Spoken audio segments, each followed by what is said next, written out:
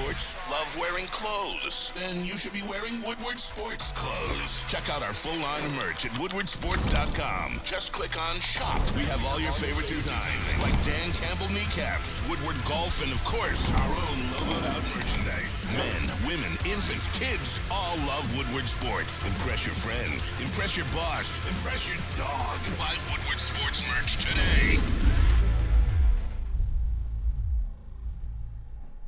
What up, dog? Detroit, man? It's time to wake up, Woodward.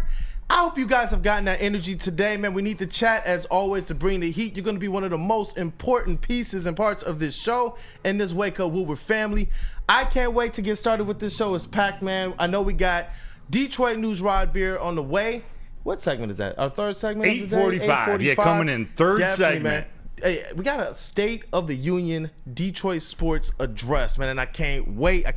But first, more receipts backing up Brad Holmes, man, and the fabulous job that he's done as the Detroit Lions GM. Broder, yes, you got to tell me about this, man. 4 of our rookies have been redrafted, and it seems like Brad Holmes is being acquitted quite well. Yeah, like Brad Holmes is dropping his mic just about every day this week. ESPN did a ranking, a re-ranking, I should say, of the rookies in the NFL this past season, and 4 of your Detroit Lions made it into the first round. That includes Jahmyr Gibbs, Sam Laporta, Jack Campbell, and Brian Branch. Not in that order. They did a whole redraft predicting where these players might land, what teams might select them, now knowing how good they are, how they've performed here with the Detroit Lions. And yes, that means Sam Laporta and Brian Branch moved up into the first round. The Jahmyr Gibbs pick is one I'm quite excited about. But Kool-Aid, before we get into it, does it surprise you at all that these 4 rookies, looking back on this season, moved up into the first round? The other 32 NFL teams, I should say 31, are looking at these guys to rebuild their program in this hypothetical situation? No, none of this surprises me. Now, it's comfortable, man. I don't know if we've ever been in a situation where we can look at everything that our GM does and say, you know what, that's going to turn to gold. You know, look at this, man. Jahmyr Gibbs, Brian Branch, Sam Laporta, Jack Campbell, all of these rookies, especially as the year continued to go on, continued to play vital, and important roles to the success of the Detroit Lions this season in reaching the NFC Championship game. Even Jack Campbell, as the season went on, I know that early on there were some questions, but as the season went on, you started to see kind of that nasty motor that he has, the hits, honestly, tackling, wrapping up, some of the things you want to see out of your linebacker. And I'm looking forward to year 2 for Jack Campbell. I think more than any of the 3 up there,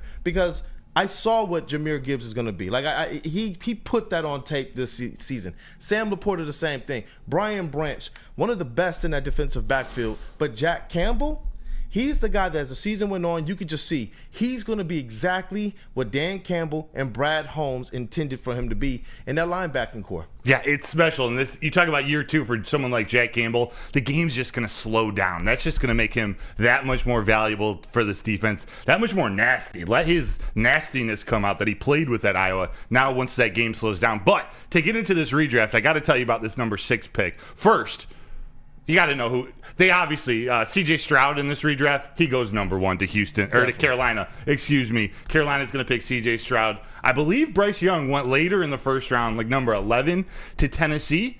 But nonetheless, we're talking about these Lions, and at number 6, do you remember on draft day? Moved out of 6. They traded that with, I believe, the Cardinals back to 12, so they could select Jahmyr Gibbs at number 12. Well, in this redraft, Lions aren't going anywhere. They're staying at number 6, and they're picking Jahmyr Gibbs, a running back at number 6. So this is considering all the positional value, everything that goes into this, everything that Brett Holmes took slander from. They're going running back at 6, not at 12, at 6. We knew Jahmyr Gibbs was someone on their target. Does this surprise you that they're just going to go get their guy? It doesn't. I think it speaks more, and I know we talk a lot about Brad Holmes, but I do think it speaks a lot in a testament to these players, man. Not only did they put in the work, not only did they prove their value above what a lot of these other NFL teams did, but they went up there and they're part of the reason why Brad Holmes can look smart, why Brad Holmes can go out there and call out the people in the media and call out the detractors and call out the people who thought he wasn't out there doing his job and doing the most to make sure this team can be fitted with not just talent, but make sure it was talent in the right places for our weaknesses. And looking back on this draft, like Jahmyr Gibbs, especially when you consider DeAndre Swift kind of going, Jamal Williams kind of going. Like, you have to have foresight the way that he put this draft together. Yes. You have to know the draft board. You have to know kind of what other GMs are thinking. That was one of the most impressive things to me, because obviously in this redraft, you take Jahmyr Gibbs at 6. But to know that you could trade back, to know that you can still get the guys that you identified as plus players, that other teams are like, nah, we're going to pass on, we're going to pass on, we're going to pass on. That was some type of wizardry, man. Yes, it was. It was. And Herb Nash just asked in the chat, and it's a great question, where did Bijan land? He went to Atlanta. He went to the exact same spot, too. They're sticking around at 8, and they're sticking with Bijan. And I think it is fit for the different teams. It does fit well. I see them both taking the same person. But to stick in the NFC North. I still think that if Jahmyr Gibbs was on the board at 8, they might take him. Yeah, but now that he's off, they're, we'll still go with Bijan. Yep. They might do some other things a little bit differently. But our Packers, the other NFC North foe, they took Luke Musgrave, the tight end, with their first pick. Who do you think they were going with at number 13? I really think that they would change that pickup just a little bit, man. Obviously, Sam Laporta to the Packers. Yes. If you're going to take a tight end, how can you select, especially after this season, how could you select anybody else other than Sam Laporta? You can't. You can't. He was clearly the number 1 rookie tight end in this class. He broke all the rookie tight end records in NFL history, at least most of them. Yeah, he's going to the Packers at 13, jumping up from the second round into the first. KG, Sam Laporta is not someone we would want to see in the NFC North. We're pretty lucky that we don't get to. Oh my Absolutely, gosh. Man. Thank God that we got him, and thank God he fell to the second round. Yes. But, looking back at it, man, you absolutely would believe that they would be taking him there, or at least somebody else other than Luke Musgrave. No offense to him. He's been okay. But, for the Packers to finally take an offensive position in the first round, they take tight end. It's kind of surprising looking back at it. It is, but looking at this just makes me so much happier with what Brad Holmes decided to do. Pittsburgh too. They ended up taking someone by the name of Joey Porter Jr., who actually in this mock draft, we're talking about the Lions rookies, but in this redraft, I should say, the Lions actually ended up selecting Joey Porter at pick number 18. Oh wow! Because some other players were off the board. Wow. But at number 17. The Steelers decided to go with Brian Branch. They decided to take safety Brian Branch out of Alabama. Can you picture him in a Mike Tomlin defense? I was just about to say, Absolutely. if there's a Steelers type of player on this board, man, it is Brian Branch, and he proved it.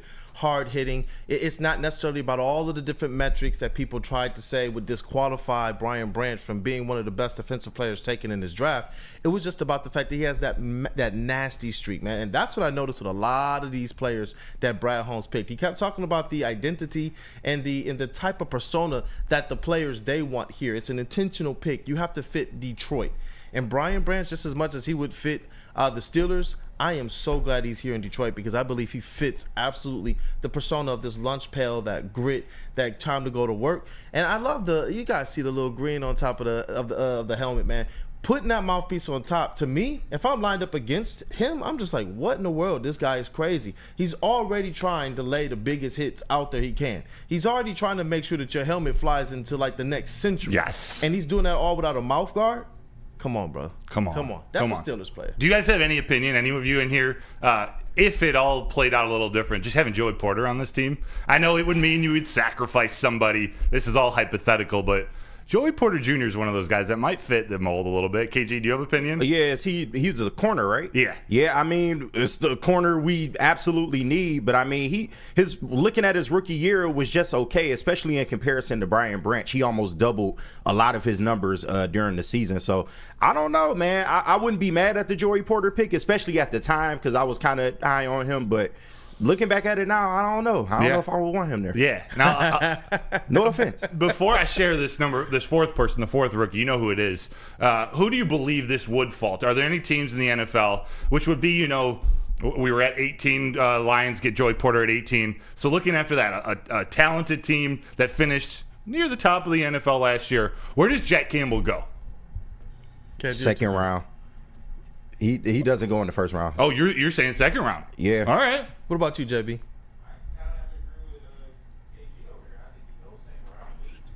You say that one more time, JB? Oh, my bad. You couldn't hear me? No. Yeah, my fault, G. Yeah, I think he goes second round. I gotta agree with KG on that. I don't think he goes at that top first round pick. So yeah, somewhere in the middle second at least. Hey, Let him know where he goes, bro. He went at number 27. He Wow. went to the Dallas Cowboys. Wow. How about that? It's instead of drafting Mozzie Smith. How about them Cowboys? Seriously. Defensive tackle out of University of Michigan. They decided to go linebacker out of Iowa. I don't think that's a bad fit. I don't think so either. Not at all. I don't. So As much as I hate it. yeah, it feels dirty to think of any Detroit Lions player, especially ones that we love. Draft picks that have panned out at all associated with the Dallas Cowboys. Man. But you mean to tell me, in the ESPN redraft, Brad Holmes selected what they believe to be 4 first-round talents? That's what I'm telling you, Kool-Aid. That's what I'm telling you. That's insane. That is insane, man. That is insane. I am when we keep listening to all of the different players, man, all of the players that continue to talk, from Amon-Ra St. Brown, and I know we'll get into one next in our next segment, Alex Anzalone, Brian Branch, Penei Sewell. Everybody continues to say, we will be back. We will be back. And I do think it has a lot to do, not just for next year, but the longevity. And that's something else that Brad Holmes talked about. He said, we're not built just to kind of have a cute season right now. He said, no, write that stuff off. He said, all the little stuff and all of the speculation and all the things you guys are going to hear over the next couple of months, trust in what we've actually done. And it's amazing because with the Pistons and with some of our other teams, like even the Red Wings and the Iser plan and the Tigers and kind of making changes to the manager, to their GM and to their game-by-game manager, it's like we have to trust the process. But with Brad Holmes, in just 3 short years, and he talked about it, there's only been improvement on top of improvement on top of improvement. We don't have to trust the process. We can actually trust the players and the schemes and the coaches that they bring in. And it makes being a Lions fan for the first time in my fandom one of the most easy things ever, man. It's just, I know it. Like, turn the switch on, the light's going to turn on, man. Yes. None of the light bulbs are going to be blown out here. And I feel like you think with that long-term mentality, and that's what Brad Holmes, with some of his jabs in his press conference on Monday, some of the comments he's been making, he's got his chest pumped out. And he talked about, I don't know if you guys remember hearing the marshmallow test he referenced in one of his press conferences, or I think it was on Monday. It was that one. I don't know if you. So it's a psychology test. I believe it was John. Where's my note? Michelle. Basically, it's about delayed gratification. They put a kid in a room, and the tester puts a marshmallow on his plate. Says, "Hey, you can have this now, or if you don't eat it, I'm going to come back in a couple minutes, and I'm going to give you 2." So they close the door, and it's just these kids waiting, staring at the sugar, staring at this marshmallow, deciding, do I have it now? Like, I really want it now. I really want to react right now to this Brad Holmes pick. But if you just wait a little bit longer, you're going to get so much more gratification. That's what the test just in sum means. That's what Brad's trying to tell us. Hey, give us a minute. Like, we picked Penei Sewell, Amon-Ra, Derek Barnes, Iffy for a reason. Give us a second. Yep. These guys are developing. And like we said yesterday, it's comfortable, very comfortable knowing and gratifying knowing that these guys, whether they get a complete look in the combine or not, they know football, man. When the Pistons first kind of brought in Troy Weaver, Arntellum, and some of these other guys to the front office, I thought, you know what? That seems like it should be a pretty good collection of minds, basketball minds there in that front office, and that it should help them long term. But when you look at what the Detroit Lions have done, whether they get the close-up looks, whether they're seeing players kind of get the 40 times and all these things that they want to see that most teams kind of value. And he talked about it. He said, you know what? That's a metric. You look at that stuff.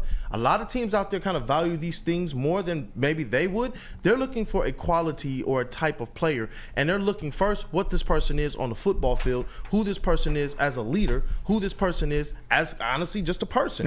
And those are the qualities that we've seen translate this season because they've gone through adversity. They had to deal with the fans, early on in the season after that Seattle loss and after the Bears loss, after the Packers loss. I feel like previous Lions teams, not that the players on those teams were weak, but from a mental standpoint, they would have folded. It would have kind of crumbled in. It would have caved in. And we've seen that. We've seen these Lions kind of go, start off the season hot, 6-1, I believe, or 6-2 with, I forget the team it was, but 6-2. And they caved in the second half of the season underneath the pressure, man. One loss became 2 losses. Yeah. 3 losses became 4 losses. This Lions team, they didn't string together any back-to-back losses, and you're talking about on the backs of 4 rookies as well, man. Obviously, Jared Goff, Penei Sewell, and the rest of the kind of the vets, or the young vets, as I call them now, that are here. But to know that these guys played an integral part, man, and to think, usually when we talk about drafting rookies, right, and we got a draft coming up this year, we talk about, well, we can only get impact players really in maybe first, second round that can step in and start right away. With Brad Holmes, he's actually proving that the entire draft board is something he's going to be able to utilize, and not just bring in okay players, but players that can step in right away and really fill the spots of need. Yes. And that, it's a beautiful thing. Yes, to fit a lot of what a guy like Alex Anzalone brings to this team. And we're going to talk about him when we come back. Just a quick update. This is the Wake Up Woodward show. This is Kool-Aid. We got KG in the sound booth. We got JB in the TD booth. Sam Flannel is sick today. Yeah. No, everyone. Get well Right. He is sick. He is Stop out the for the day. speculation. We expect him back tomorrow, so no worries. We're wishing our brother well. Sam Flannel is sick, so that is it. All good. Yeah, All good. we weren't even going to. If he's not in, the couch doesn't fit the area. So for right now, we got the mass chair in this place. When he gets back, the flannel couch will be back. Yes. And hopefully we got Uncle T back in with him on that couch to, Yes. to help him out. But get better soon, brother. We miss you. Please. So when we come back, we're going to be talking to Alex Anzalone, his letter to the players in the Players Tribune to the city of Detroit. But first, let me tell you about Planet Fitness, because it's the home of the judgment-free zone. Whether it's buys for the guys or curls for the girls, you can go there and not be judged. It's for everyone to work on their fitness goals. At Planet Fitness, you will experience a squeaky clean gym that has tons of equipment, a total body workout in just 30 minutes, and all memberships include fitness training. You get all this for just $10 a month, no commitment. No matter where you are, there's a Planet Fitness close. There are more than 50 in Metro Detroit and thousands throughout the world. So again, $10 a month to go to Planet Fitness, where your fitness is essential.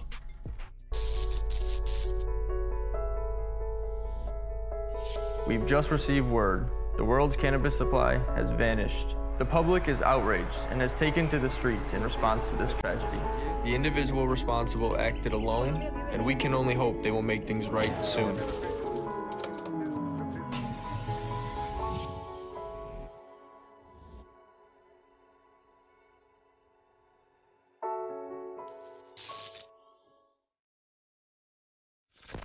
Woodward Avenue, the first paved road in America. Woodward Sports, the first sports network born in Detroit and made for Detroit. Feel alive during Feldman Chevrolet's biggest New Year's sales event ever. Get the best prices on our huge selection of award-winning Chevrolets. Like this 2024 Equinox for $188 per month. Or this 2024 Silverado for $268 per month. It's the New Year sales event going on now at Feldman Chevrolet, Michigan's #1 Chevy dealer. We are the network for Detroit by Detroiters. Welcome to the Woodward Sports Network. Where's the most convenient place to get that big fitness energy? It's Planet Fitness. Join today for just $1 down, $10 a month. With over 2,400 locations and equipment for every workout, you can get in, get energized, and get going. And with free fitness training and most clubs open 24 hours, everyone belongs in the judgment-free zone. So join today for $1 down, $10 a month, no commitment, cancel anytime. What happens when you run a great business for over 50 years? You expand and you offer more products to more people. That's exactly what Les Stanford did by adding Les Stanford Buick GMC. They still offer the same great service that customers have come to know and trust. They're still located on Woodward Avenue, just south of 9 Mile. You can also check Les Stanford in Dearborn today at lesstanford.com. Les Stanford Chevrolet. Together, let's drive. What up, though, Detroit, man? Let's wake up. Good morning. Woodward. Woo! I love it's the a good mornings. start to the morning. And you know what? The sun is shining. It's going to be a little bit warmer this week. I think Brad Holmes in his press conference had a little bit to do with that. I really do. I think so too. It just added a little more spice to this offseason. It felt like it all came kind of crashing down faster than we had all hoped. With the loss, we're not even going to talk about it. You know, that loss out there in California. But Brad just kind of re-energized me, at least. And I feel like it is a lot of other people. Hey, take a step back. This draft this free agency period, this offseason, it might not still look like what you expect or what you want to see. But we're building. And it starts with leaders in their locker room, like Alex Anzalone. The path that he's been on to become not just a leader of this team, but to become as talented of a linebacker. Like, that's what most people ripped on him this offseason. They're worried just about how good of a linebacker he could be. And he improved so much on the field this season. For a lot of the season, he was a top 1, top 2 coverage-graded linebacker. But for this team, I think his leadership and his intangibles make the most effect, especially when we're talking about the development of Derek Barnes and Jack Campbell. It's Malcolm Rodriguez. That linebacker crew is depth. But what he did to the players, he wrote an essay for the Players Tribune, just kind of sharing his feelings, sharing his thoughts, both about that 49ers loss and his expectations for the team, also his support for his coaching staff, for his brothers. He is genuinely disappointed and upset that they didn't get the job done. They got to Santa Clara to play the 49ers, but they had Super Bowl on their minds. Like, that wasn't a joke to them. Yeah. So it was a little bit of it's been a devastating couple days for him and his family. Everyone, I'd encourage you to go to the Players Tribune and read this entire essay. But what Alex Anzalone was talking about the decision Dan Campbell made on 4th down. And it kind of speaks for this whole article before I pass it to you, Kool-Aid. Yeah. Alex Anzalone said it was the right decision. And they were talking about going for it on 4th and 2, that very first 4th down in the second half. It was the right decision. And I'm not talking about the right decision for analytics or talk radio or whatever. It was the right call for us, especially in that moment. Alex Anzalone and this team is 100% behind Dan Campbell and how he goes about playing the game of football, how he goes about his decision making. Yeah. Even if we disagree, even if it might be a little smarter to kick the field goal, at least we know 100% of this team's behind Dan. Yeah, I haven't heard anybody on this team really come out and question that. And you know what? Even if they would in-house, the fact that out in public they're going to stand unified to help the noise be to a minimum, I think that shows exactly where this team is. Families have each other's backs. And I think that that's one of the things that was kind of missing from some of these previous teams with the Lions. They were definitely talented, but you would have issues like you go back to the Patricia and the Quinn era. And I'm sorry, guys, I have to put you through that and to drum up those memories of old. But think about the minute that a player and a coach on that team had an issue, we started seeing some of our best defensive players shipped out of town, like Diggs, like Slay. You look at what this squad is right now, and you don't really hear people coming out and saying, you know what, I would have done this. You know what, I question this. You know what, well, this is that. You don't hear that they're getting into it in the locker room. You don't hear any of these things at all. The most controversial thing that we probably heard from this locker room was CJ GJ saying, hey, I don't want to split time with anybody. And for me personally, when you got a young defensive backfield, I think that pushes. If I'm in that defensive backfield room, I'm saying, you know what? I'm going to push a little bit harder because I do believe I deserve to be out there too. Yep. But they all recognize the talent that's on this team and that everybody on this squad is playing for each other. Yes. Everybody. And I think that Dan Campbell, he's not just a motivator, man. He's not just a guy who goes out there and can kind of give good speeches. He's an individual who goes out there and he believes in this team. And it's not just 1 year. What did Brad Holmes say? He said it's generally 2 or 3 years later that you draft not just your grade, not just your draft picks, but also the players that you sign. And so when you're looking at a guy like Alex Anzalone, when you're looking at a guy like Malcolm Rodriguez, these are players that played integral roles, especially as the season went on. Alex Anzalone was somebody who you've seen the whole temperatures change. Yeah. Almost like going from winter to summer and skipping over spring as it relates to people's love, affection, and belief in who he is as a linebacker. I remember when they first kind of said, hey, he's our guy. And then when they brought him back, people were like, well, what's going on? You don't hear that type of conversation anymore. And I think it speaks to the testament of what Brad Holmes and Dan is saying. Like, to know they're not just talking. It's not just talk. These guys are walking the walk, and like with the rookies, these players are backing up their GM and they're backing up their coach with honestly excellent play. To see what Malcolm Rodriguez did, first of all, to be drafted here, to kind of be in that mix in the linebackers, then to go to the special teams and say, you know what, I'm going to be here, I'm going to play my heart out, then to be pulled right back into the defensive aspect, be right back into the linebacker group,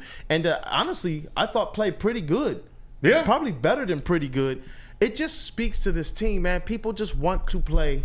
They just want to play for this squad, for each other, for their coach, and to prove that the belief in them is worth it. Yes, and KG, I continued on in this Alex Anzalone article. He says, all the heartbreaking losses of 2021, when the world was laughing at us, Dan was telling us, F the world, it's about the guys in this room. Speaks exactly what Kool-Aid just said. You've seen the difference 2021, 2022 to now. It's worlds different today than it was back then, right? Absolutely. And when you in the trenches, you know that, but the public may not see that. But all they did is continue to come in here and go to work, man. And I got nothing but respect for Anzo. The way he improved his game from that first year to now has been absolutely incredible, man. And I was one of those naysayers that when they re-signed him, I thought they could have did better in that area. I thought they could have had more talent. But just his commitment every down, man, the way he plays the sidelines, and he's gotten so much better in coverage too as well, man. Like it's absolutely raised his game for this team, and this is what you do, man, when you're a losing franchise, man, but you know that there's light at the end of the tunnel. You just got to keep working. You got to block out the outside noise. It's very hard to do. We do it here to some degree, working here. But yeah, man, just shout out to Anzo, man. Nothing but respect. Yeah, and that stuff spreads to me. It spreads across the entire team. You talked about Malcolm Rodriguez. You could talk about even a veteran, Jalen Reeves-Maybin. You could talk about Khalil Dorsey coming from the practice squad to being the kick returner to having to play quarterback minutes. There are so many different types of players. Tracy Walker, a starter for this team, a huge part in getting to 2023. He was demoted in training camp. He got his job back and he was demoted again. He still came out on special teams. When asked to play, he came out and gave his energy. That's what Dan and Brad and Sheila, that's what they're building this team around. That's why sometimes it might not look so sexy, but ultimately their goal, Alex Anzalone has 2 years left on that contract. He's going to spend 2 years getting Jack Campbell as good of a linebacker as he can. These are all the decisions. They're all part of it that we react to pretty aggressively on a day-to-day basis. We look in a mirror. We see what we look. We don't see the changes in our body, and we're getting a little chubbier these days. And some of the especially dad weight and whatnot. You trying to call us fat? Wait a minute. But if you step away for a month or two, you actually see some progress one way or the other. Yeah. And you know what? So they were talking about it in the chat too, and I think it speaks more to the type of player beyond just the kind of personality that these guys have and the respect that they have, but the versatility that they have as well. Malcolm Rodriguez also took snaps on offense, and he didn't disappoint there either. Good point. Sometimes when he was the lead back towards the running back getting touchdowns and such at the goal line. It's just like, these guys, we might look from the outside in and say, hey, maybe these guys are going to be disappointed in this role or in that role. But no, you just see them continue to go out there and work and work and work and work to the point that when these teams go and they try to, advertise and promote and attach these phrases to kind of push their team from a PR perspective, the advertising part. Obviously they're going to put this stuff on shirts and hats and all of that. But how many of us would actually go out there and buy some grit gear if this was the Patriot Way Detroit Lions? Yuck. Yeah, it's like yuck. It's like, what are you guys doing? This is kind of misplaced. What'd you say, JB? I said nope, hard pass. I'm not buying any of that if this was the Patriot Way. I'm sorry, but yeah, shout out to Anzalone on this one. If you haven't read this, please go out there and read this, because this is just a small glimpse peeking inside to the locker room and inside to these guys' mindset of what they truly believe. And trust me, once you read it, you will know that this team is different, that these players are different, that these guys out there on the field are more than just the name on the back of their jersey, the name and the number on the back of their jersey. They care about this team. There's more than just the X's and the O's. They truly see a change in what this team has in the future, and honestly, you'll be enlightened. That's all I can say. You'll just be enlightened. Yeah, how about this, Dan? And we're going to go into the next section. We're going to talk about some of the decisions Brad Holmes has coming up to make this what it is. But Anzalone, near the end of his story, he's talking about an interaction he had with his, I believe, a 3-year-old, and he says, this is quoted, all of it, that's what I thought of when Cooper, his son, asked me so innocently, Daddy, did you go to the Super Bowl? No, buddy, we didn't, but don't worry. We'll get there. They're on the way to the Super Bowl. They're going to get there. Shout out to everybody in the chat. People who were here first. Herb Nash, Phil, John Effing Lord. Chef Talks NFL says shout out to KG. Says, what up, Chef, man. Chef, what up, Joe? We appreciate all of you. Mike G in the chat. We appreciate all of you for being here this morning. When we come back, we're going to talk about some of those decisions. And hit that like button as well. My guy. Visit I'll tell you about Dispo. Visit Dispo Dispensary today for those likes exclusive high. new deals. What was that? Say get those likes high. Get those likes high. That's what I'm talking about, Kool-Aid. They are a team that curates an unbelievable atmosphere. They got fresh inventory from Michigan's largest variety of products. So come through their stores or check them out on Dispo Dash today. It's a new year, new deals, same plugs. Dispo Dispensary, disposhops.com. They are your local cannabis plug. Have you ever wondered where all the finest restaurants get their steaks? It's Fairway Packing Company, providing Michigan restaurants, hotels, and casinos with prime beef for over 60 years. But now you can buy these cuts of meat for yourself at the Steak Shop by Fairway Packing Company. Prime porterhouse, A5 Japanese New York strip steak, dry aged Wagyu beef tomahawk.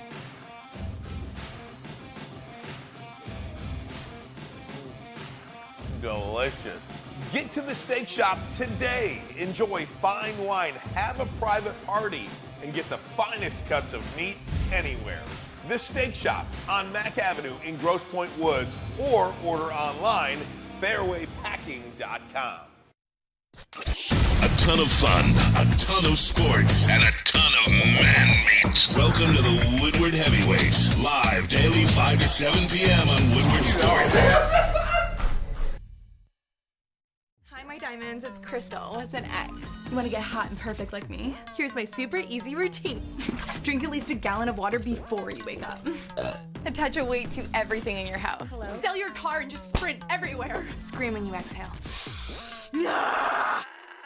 Don't follow Crystal with an X. Do your own thing at Planet Fitness with tons of equipment and free fitness training in our clean and spacious clubs.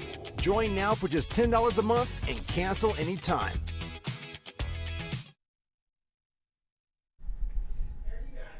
In the same old Detroit sports merch. It is a brand new era in sports wearables with new designs, amazing apparel, and the ultimate swag. Check out woodwardsports.com/shops. We got hoodies, we got tees, we got hats, we got everything you need to get prepared for the next Lions season. So check them out at woodwardsports.com. Click on that shop tab. Welcome back, and what up, though, Detroit? Brad Holmes, Dan Campbell, the Detroit Lions, all these players, man. Bro, they got Detroit warming up this week. It's supposed to be getting into the 50s, man. What a t-shirt. 50s this week, man. I know, right? In February. February. Shorts, everybody. It's crazy. In February. So is it shorts and t-shirt time already? I'm a Shorts and long tees. pants kind of guy.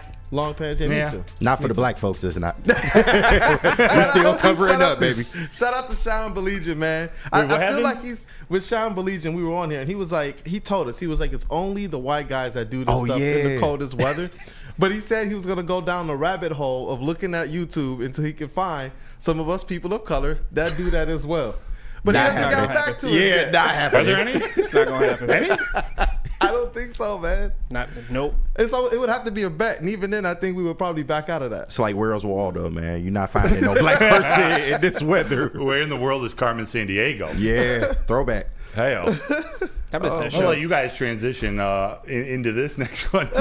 No, there was actually one quote in that Alex Anzalone I wanted to point out. I can't remember if it's at the end or the beginning, but he says, when the chips are down, Detroit is always going to bet on Detroit. Just want to make sure that J-Mo doesn't take that literally, but the general sentiment, but don't bet against Detroit. We're about to come back.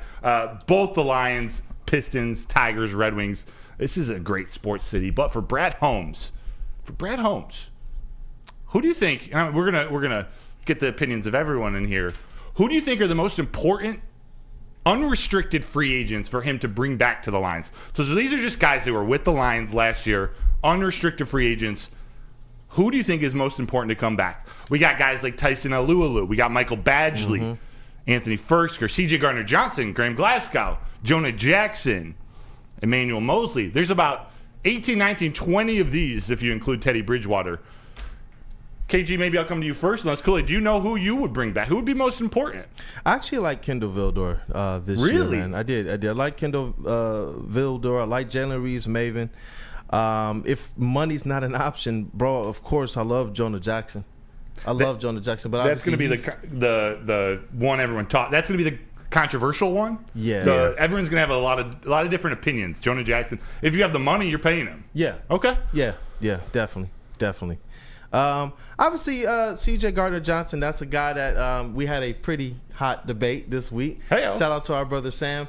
Obviously, if the money's right and if the room is right, I'm bringing them back, man, definitely. I don't believe that millionaires need to be motivated to play, but I do believe as it relates to kind of developing, getting better, kind of certain experiences that he's able to help within that locker room, I do believe that there's something there. And, you know, from a lot of my guys, I play basketball, I know that motivators were huge on our team. And a lot of my guys that play football as well, they said that a guy like C.J. Gardner-Johnson, you always got one of those types of guys on the squad. Not that they can't go out there and find somebody that also produces on the field a little bit better, but for this past season, just like with Emmanuel Mosley, injuries kind of riddled what they were able to showcase. And so Emmanuel Mosley, he's probably more so even than C.J. Gardner, the one that I'm like, you know what? I really wanted to see what he could do. Because when you talk about one of those guys that we thought was going to go out there, step on the field day one and start guarding the number one wide receivers on the other team, that's something we sorely needed. I wonder, like, if he was healthy this year, what happens with these Detroit Lions? Man. Yeah. They may be in Las Vegas right now. It could be. Real talk. The Real talk. world I'm may glad never you brought know. up C.J. Gardner-Johnson because we aren't including contracts in this. Actually, interpret it as you please. When we were having the debate yesterday or Monday, it's just like, why would you want Gardner-Johnson back? Why would you not? So once you get into the contract, of course the contract is going to change things. But you went with a couple different players. I like it. KG, of this group, who do you think might be the most important? Their top two.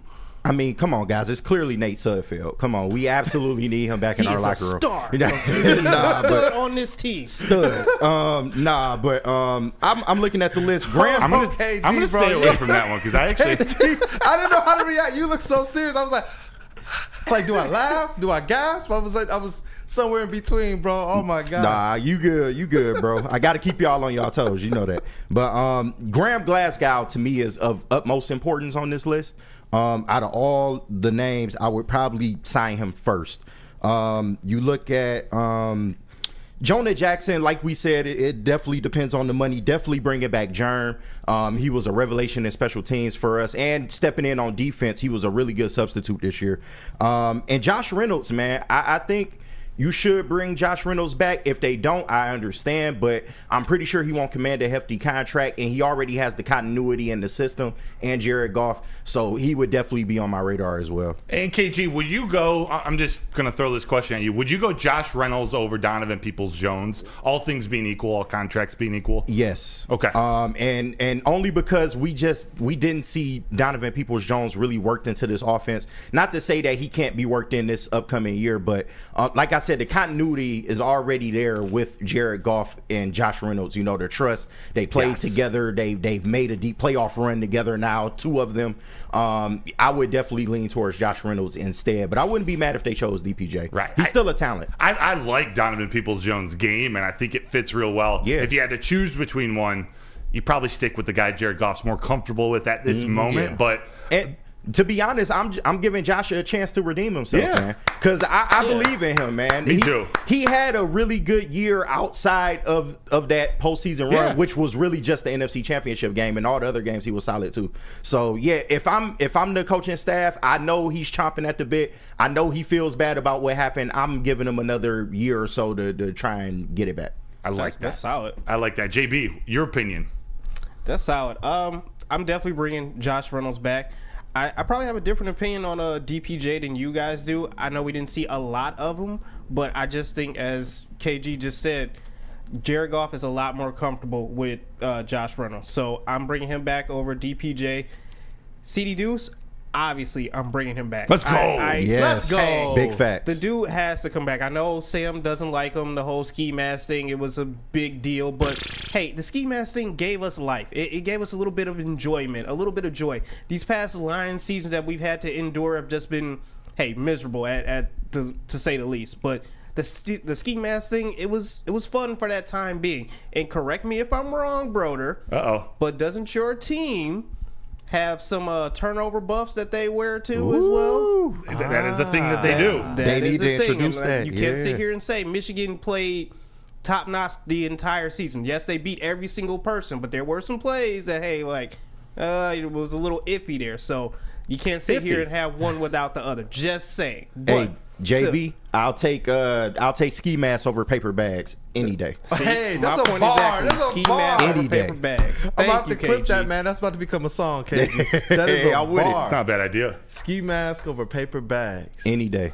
Right That in is my not city. a bad idea. Let's I like go. all those. I like all the explanation. Everyone looks at this a little different way depending on who you feel. Is it talent? Is it leadership? What? Yeah. I like it. That's what's so great about this conversation. Let me know if this surprised you. If this is my number, I have my top 3. I'm just putting these in order in my head right now. But my top 3. Let me know what you think. Yeah. Number 1. It's because he's a captain. It's because of his leadership. Jalen Reeves-Maybin. I think he can just do so much for this team in so many different areas as they're growing and to become whatever they turn into in the next 2, 3, 4 One of years. those versatile, do anything Utility player in baseball. Yes, exactly. He's the guy. They went out. He was aligned. He went. They plucked him back from Houston after he had I believe he had a starting job with the Texans. They wanted him back, and he wanted to come back there. There's something powerful about that. Also, Graham Glasgow, number 2. Wait, say that again. Texas, they wanted him back, and he did. The what? Lions wanted him back, and he wanted to come back too to Detroit. Bro, what a time to be alive. It's crazy. What a time to be alive, man. These When have we players ever just heard that? I want Detroit. Ben Johnson, I want Detroit. Think about this, man. Yeah, it's Like, special. I want to go back to Detroit. You don't get many players saying that too. That's what makes this so different. That's what becomes a destination. I think a lot of people think it's got to be nice weather and it's got to be an LA type fan base. Actually, that's probably not the best example. A Philadelphia type fan base. Right. No, the destination is where, especially in football, it's where you feel most comfortable, where you trust the coaches, you trust the people around you. Yeah. Because I mean, just talking injuries, like you have to trust your brother next to you. Like your life is on the line. Yeah. It's not just a game. It's that much more important. That's why people believe in Dan Campbell, Aaron Glenn, this whole team. But I was saying, number 2, Graham Glasgow. Yeah. Not knowing what's going on with Jonah Jackson, not knowing how healthy Frank Ragnow is, you got to imagine, or you got to think Graham Glasgow, his ability to play multiple positions on the offensive line. Yeah. As we're looking at it now, he's got to be one of those priorities to get back on that team before you can fill some of these holes. Is that outrageous? I know you agree with No, KG. yeah, that he would be my first signing. Yeah. Absolutely, because we don't know what's going to go on with the Frank Ragnow situation, unfortunately. But at least you would have somebody in that room with experience. I'm sure they would go out and get somebody else, but you have somebody there that can hold down that role if need be. Yes. Yep. Yes. And again, that's a testament to what Brad Holmes and Dan Campbell have continued to build here. These versatile players that can kind of play all over the field on one side of the ball or the other. And when Malcolm Rodriguez's position, he could play defense and offense. And I was chuckling a little bit when you say utility player, because I know that if Sam was here, I would probably mention, you mean like Brandon Inge? And I know Right when you said it, there's some names that popped in my head. I know I get roasted. Also, I'm staying away from the Nate Sudfeld conversation because I have a different feeling. He's more important than you guys think, and I'm going to get roasted for that. Look. You know what, KG, you carry some weight, man. Lunchbox Hooligan says Sudfeld was a stud. Let's go. He's a stud on this team. He was a lotto stud. Lotto stud. Saying go ask any starting quarterback to ask you how important their number 2 is. Teddy Bridgewater didn't play at all this year, but he was very, very important to the success of this team in many ways you can't describe. Nate Sudfeld, too, although he was actually out of the locker room for a large portion, that's some guy who's really, really helped Jared Goff get to the point he has. I just want you guys to know. I won't go into detail because I'll get roasted. We all know. We got that young man, Mr. Hooker, back there, though. Yeah, so I'm coming. trying to see what that's about. No offense to Mr. Sudfeld. Oh, yeah, they're totally different value. You talk about one of the most anticipated preseasons in Detroit Lions history, man. It's like, if Hendon Hooker's actually out there getting snaps, that's going to make the start of this year something very, very interesting. Obviously, you run it back with Jared Goff because of the consistency and the relationship and the, just how comfortable he is with these wide receivers and them with him. But, man, I cannot wait to see Hendon Hooker in game action. I don't care if it's preseason or not, man. I can't wait for that. You're going to see him, too. He's going to see action in the preseason. They got to whether it's evaluating as the possible next quarterback in Detroit or trying to raise his draft or his trade value around the NFL. If he's healthy, we're actually going to see Hendon Hooker next year, likely in the preseason, definitely in off-season training camp. I'm hoping so, man. And you know what? Just to speak to kind of that quarterback room that they have, it is a strong one. I know that there's a lot of things that go on behind the scenes that you would have more of a perspective on covering the beat, brother. And kind of getting, just the takes from the different wide receivers and the different people in that squad, because the quarterbacks generally have to carry themselves as team leaders. Yes. Even though they just play on offense, they carry themselves as team leaders. But hearing kind of some of the different stories of even Teddy Bridgewater working with Hooker, and not just Hooker, but Jameson Williams as well, J-Mo, to get him comfortable. While, so it allowed him to kind of get better and better and better, more in tune with the terminology, more in tune with the plays, more in tune with his role. Teddy Bridgewater probably able to play a little bit of that Jared Goff role, while Jared Goff is still working to build up that chemistry with the players that they needed to depend on in that moment. It really does speak to the importance of your backup quarterbacks. And it's like, for the first time in Detroit sports history, we're not calling for the backup necessarily because we need to. Terry Foster talks about that all the time, how like the most important player in Detroit sports is the backup quarterback. It's like, now the backup quarterbacks are here, they're playing a role. We do want to see what Hendon Hooker can do. Obviously, everybody wants to see what a mobile quarterback can do within this Ben Johnson offense. But this whole room seems to really support themselves. Are you able to speak to any aspect of that? Yeah, you mean the quarterback room? Oh yeah, no, they're what makes, I don't want to say what makes the locker room run, but they're that almost central nervous system of the locker room where it's kind of starts and ends with them. They have various roles with the team. Like you said, they're the leader of this team. Even just being on the offensive end, there's something that elevates the quarterback to that pedestal, kind of above everyone else in a leadership type of way. So the different personalities that Jared Goff and Teddy Bridgewater have, even David Blau and Hendon Hooker and Nate Sudfeld, they're all completely different, but they all lead in a different way. I'd say probably Nate Sudfeld helps Jared Goff out more with the football aspect of breaking down plays and putting together game plans. But Teddy Bridgewater's that voice, that calming voice, I believe has helped Jared Goff a lot just stay steady. And that's what Jared Goff was. But Teddy Bridgewater, he's a jokester. He's one of the funniest guys ever. I haven't had many one-on-one conversations with him, so I can't speak on that from experience. But he's that guy that kind of keeps the locker room loose, keeps them focused when they need to be, plays music to get the media out of the locker room when they want some time. So they all play a little different role. It bodes well for the future of Hendon Hooker, whether it's with the Lions or with another team, learning from these guys. Yeah, and hey, shout out to Braylon Edwards, who's in the chat as well. Hey, host shout of out. Armani and Edwards with Mads, man, great dude. He's been supporting us behind the scenes and obviously on the front lines as well with the launch of this show. Shout out to you, brother, man. All love. And I appreciate everything that you do for us here at this network. And where did Brandon Inge go to college? Was it Michigan? No, he coached at Michigan the last couple of years. Yeah. I think Brandon Edwards. Yeah, he took some umbrage with me, kind of making fun of Brandon Inge as the utility player. He said, "Hey man, go easy on my Michigan guys." he has become a Michigan man. I believe actually, is his son on the team? I should know this, so I'm gonna just avoid do my research off break. But we've got Rod Beard coming on. What are we doing? We're talking to Rod Beard for the next two segments. We're talking Tigers at 9:15. We're going to get back to some Lions at 9:30. What's trending with JB at 9:40? Again, our boy Flannel is sick. He is out today. He will be back tomorrow or Friday whenever he's feeling better. We miss our guy. But sometimes when you're sick, you just got to stay out, right, Brandon? You got to stay out, man. Guardian Alarm, it's a new year. Let Guardian Alarm offer you customized solutions from real experts. Our professional technicians, they take the time to recommend security and automation solutions specific to your needs. 24/7 professional monitoring. Call us anytime, day or night, and know that a Guardian team member will stay on the phone as long as needed. Technology backed by people. Your safety and security deserves technology that's been proven to work and people who have been proven to care. Call 1-800-STAY-OUT. Once again, that's 1-800-STAY-OUT. At work and at home, we're there with smarter security solutions. Featuring complete automation with customized alerts and more. For over 90 years, we've been the company that's been counted on to protect what matters most, all with personalized service and care. Right now, for a limited time, receive a free video device plus free installation with a new home system. Guardian Alarm. We protect Michigan.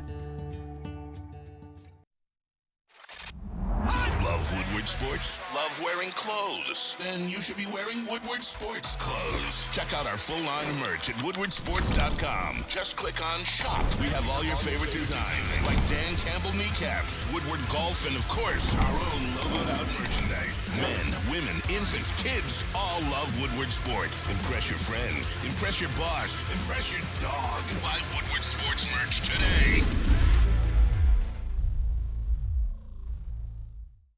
Stop searching for a vehicle and start finding one. Les Stanford Chevrolet Cadillac makes it easy. We harness the power of multiple dealerships and own the biggest selection of GM brands in the area to get you the car you need. With the Les Stanford Group, you'll have access to 4 different dealerships, providing you with more makes, more models, and more choices. We're connected to more than 1,000 vehicles. And with so many high-quality CPO vehicles available, you'll find new car quality at pre-owned prices. You can start and end your search at lesstanford.com today. For 60 years, Fairway Packing Co. has provided Michigan's finest restaurants, hotels, and casinos with prime beef, Wagyu beef, and dry-aged beef. Experience the Fairway difference for yourself today. Thanks for that ad-lib. Visit the steak shop in Grosse Pointe Woods for grab-and-go steaks. Order online at Fairway Packing Co. fairwaypacking.com. Welcome back. How you feeling this morning, dude? man? I feel great. The sun, like literally, the sun is starting to rise right now. We see it in the background of the studio. KG's in the sound booth right here, but right on the outside is Woodward Avenue. I feel great this morning. We're figuring this all out. I feel really good. Yeah, man. it's fun. I'm excited. I haven't met Rod yet. I'm excited to talk to this legend who I grew up reading, watching. Yeah. Kool-Aid, thanks for hooking this up. Hey, listen, man, Rod Beard has been one of the most supportive people in this community, not just kind of amongst the news media, not just amongst the sports beats, but also for all of us trying to kind of break into this industry. You know, did a lot of work with him. He, man, you know what? At a time when I probably wasn't as good at this, he took a chance on me, and he stuck by me, and I will always appreciate that. But then when you get into the media and you start to talk to other people around these kind of media rooms, you start to hear names like Rod Beard as being one of those good people, just good people, period. And then obviously, you know, his craft. He's great at his craft, and it's been awesome to see his rise. You know, he covered the Detroit Pistons, I believe, for 7 years. He covered Michigan basketball. But now, and I always salute him. Let's get him on the screen if we can. I got to salute the chief, man.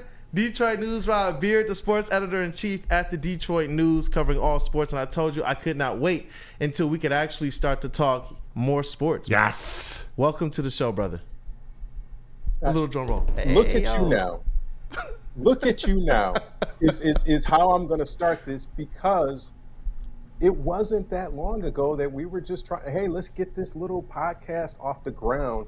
Yeah. And that's what it's really about, is growth and progression. And I'm proud of you, man. I'm proud of the growth that you're making and the steps that you're taking to get to where you want to be, because everybody who has the dream and everybody who has the energy doesn't always follow through with that.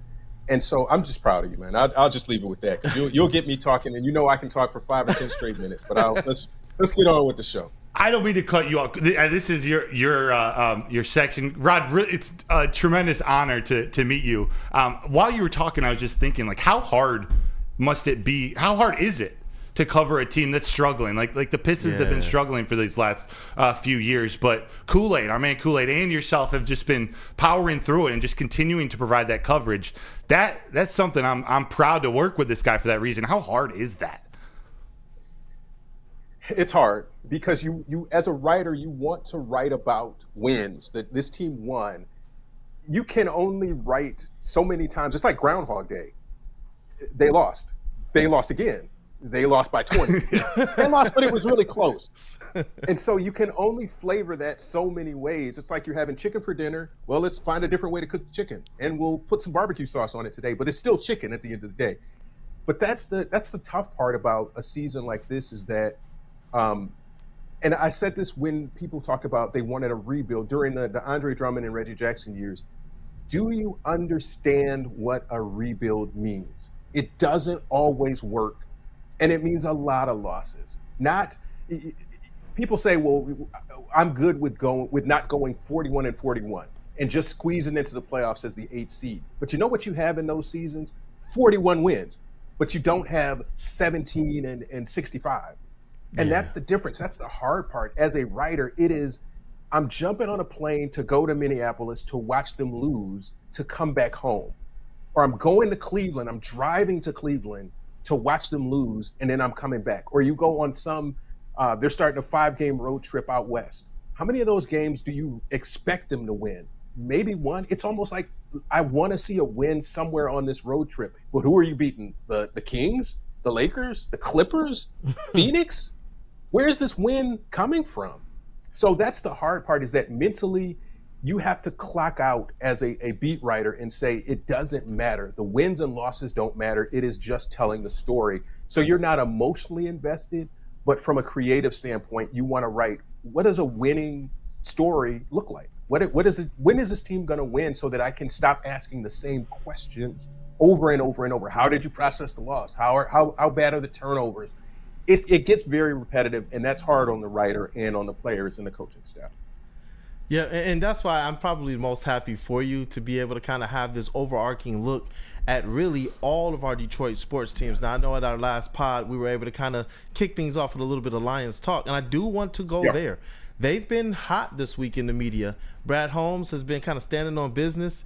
He's been keeping the receipts, man. The job that Brad Holmes has done, man, can you just speak to that?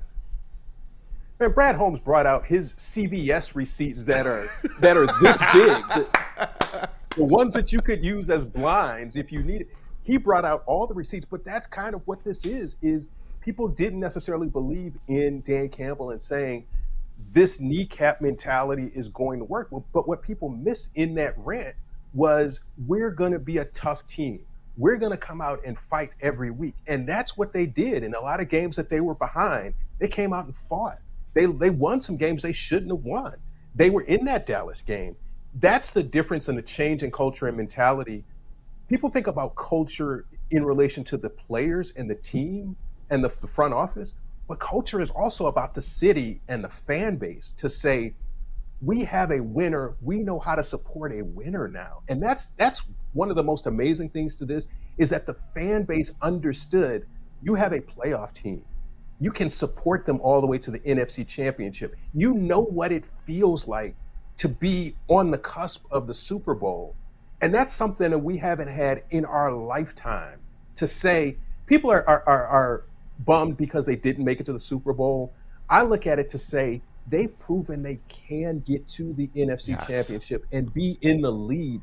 They're an elite level team in the NFL. They were in the Final Four. If this was the NCAA tournament, they were in the Final Four. The Lions. Think about and process that in a different context. If this was the NCAA tournament, they're a Final Four team. That's crazy to say out loud to another human. You can say it to your pet, but to say it to another human, that's insane. So I think that's what the fan base has come to understand. And as far as Brad Holmes and Dan Campbell, they have the right to stand up on the soapbox and say, we were right. But the other message this week is that this is not a one-trick pony show. We're going to carry this into next year and into the future and sustain this level of winning. So fan base, get used to that. That's a bold statement to say for the Lions, because they haven't been able to do that. Even during the Jim Caldwell years, it was sort of, all right, well, we got 8, 9 wins, maybe get to 10, and we'll be in the wild card hunt. But to win a division, be in the NFC Championship, and have that expectation to set for your fan base, that's a bold statement. And now they just have to live up to it. Man, and you know what? And you said some good stuff there. And realistically, I know a lot of fans, they're wondering, what's the longevity on this thing? What's the timeline on this? What's the expiration date on this? Because generally when we have a decent season, they followed it up with something much far less successful. Now with Brad Holmes and Dan Campbell and the players that they have identified and as kind of a part of the people that fit their system, Brad Holmes spoke to the longevity of this thing. All the players are saying, we will be back. From your perspective, how solid do you think this rebuild is, and how far do you think that the Lions take this thing? And Rod, what lessons can other fans learn, other fans of the other 3 teams that are all at different stages of their rebuild? What can they learn from what Kool-Aid just asked as well? Yeah. Well, I think it's a couple of things. One, you can learn that the NFL is structured in a way that you can turn things around very quickly. That it took 2 years for them to go from, 0-10-1 to be able to turn this thing around and get to 9-8 last year and to push this into a playoff year and a long playoff push. But what can you learn? You know how I think, Brandon, it is financially. Who do you have to pay? What forces would break this thing up? And it's sort of free agency and big contracts. Are you paying Amon-Ra St. Brown anytime soon? What's the renegotiation and the extension look like for Jared Goff? Those key pieces are the ones where you have to say, all right, if we can keep this thing together, if the offensive line can stay together, and you add some pieces on defense, and you've got young players that you're developing, the Jack Campbells, the Brian Branches, you have, and the Jameson Williams, you have pieces that are going to get better. So you can not replace, but you can just start to line those things up and build your depth. This could be a sustainable thing as long as you don't have injuries, which is always an issue. But financially, that's the first thing I look at. Is there somebody you're going to get priced out of, or somebody who is unhappy? It doesn't seem that way because they built the culture to make this thing stay together a little bit longer. And Rod, do other coaches, do other managers like AJ Hinch, does he, or historically, does he talk to Dan Campbell? Does Steve Yzerman talk to Brad Holmes, or Scott Harris talk to Brad Holmes? Is there a level of communication that you've seen in the past? And maybe not, because this is a brand new culture everywhere, but I'm thinking about the Tigers and how they need to learn from some of the grittiness that Detroit, the Lions have shown. How much can that connect the teams? Well, I think they do talk, and famously, it was sort of Brad Holmes and Troy Weaver in the very beginning. Because they both got their jobs right around the same time. So they do talk, and they do share the idea of kind of what the philosophies are and some things that they have in common with those things. The coaches talk too, because the Red Wings were talking about, hey, the Tigers, the Lions, they want this synergy to make Detroit a better sports town. And the fans of one team, when you see another team winning, that stuff sort of carries over. So when everybody was losing, what was this, Kool-Aid, like a year ago, 2 years ago, it was, okay, we have all last place teams in this city.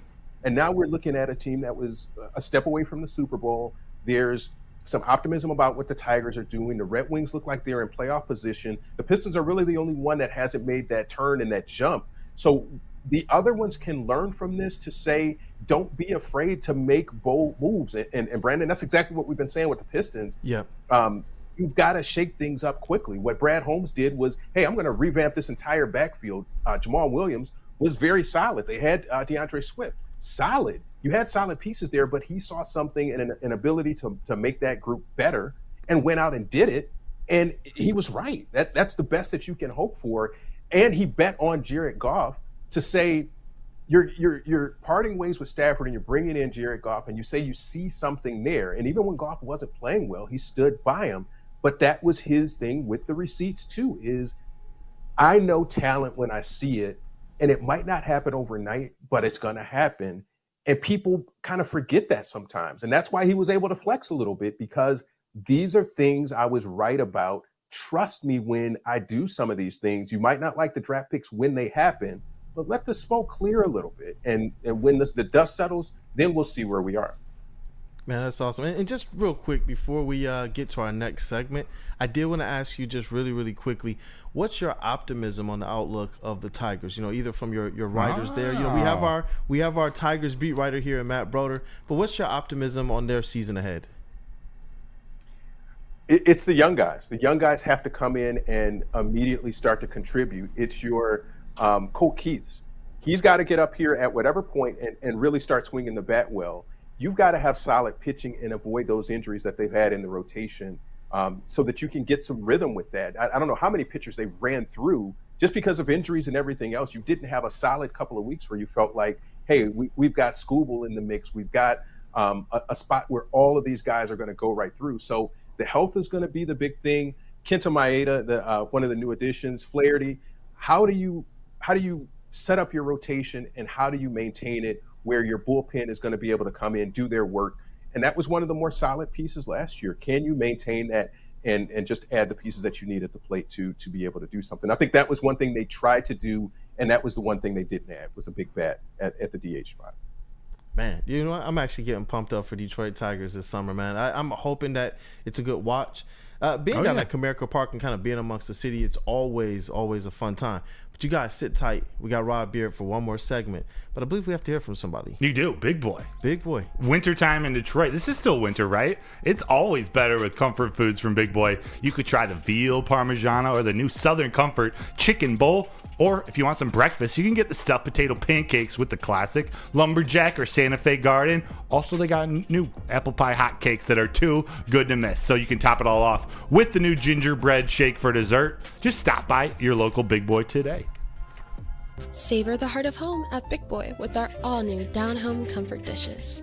Feast on home-style goodness with our Southern Comfort chicken bowl, veal parmigiana, and apple pie hotcakes. The down-home delight doesn't stop there. Potato pancakes are back. Dive into the richness of our perfectly crafted potatoes with our classic potato pancakes and our stuffed potato pancakes. Top off your meal with our new gingerbread shake, a seamless blend of creamy vanilla and sweet gingerbread flavors. Nothing beats the comforting taste of down-home cooking. Enjoy every bite, only at Big Boy.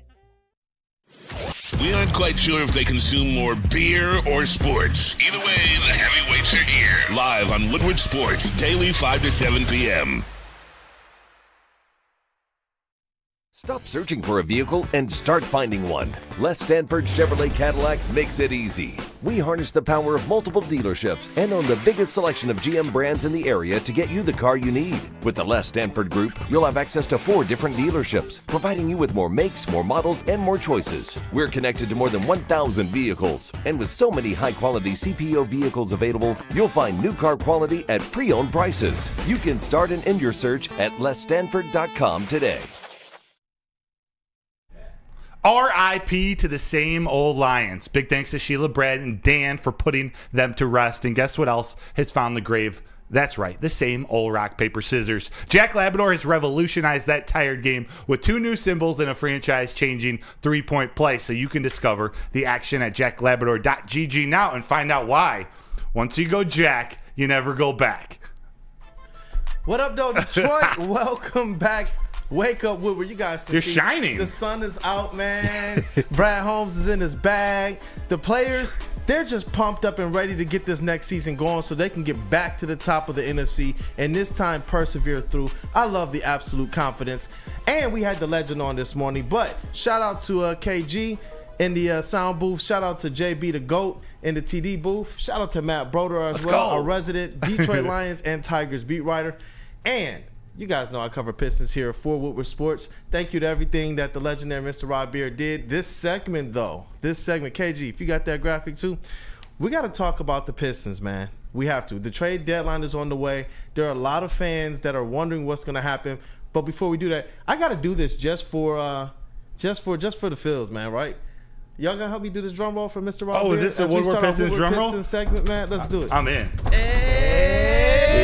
Yo! Shout out to the legend Detroit News, Rob Beard. Brother, how you doing? And welcome to the show. Hey, it's Wednesday. You know how I'm doing. I'm doing all right. You out here doing reads, man. We didn't have reads on the Woodward Pistons podcast. That's how I know you made it. You doing reads.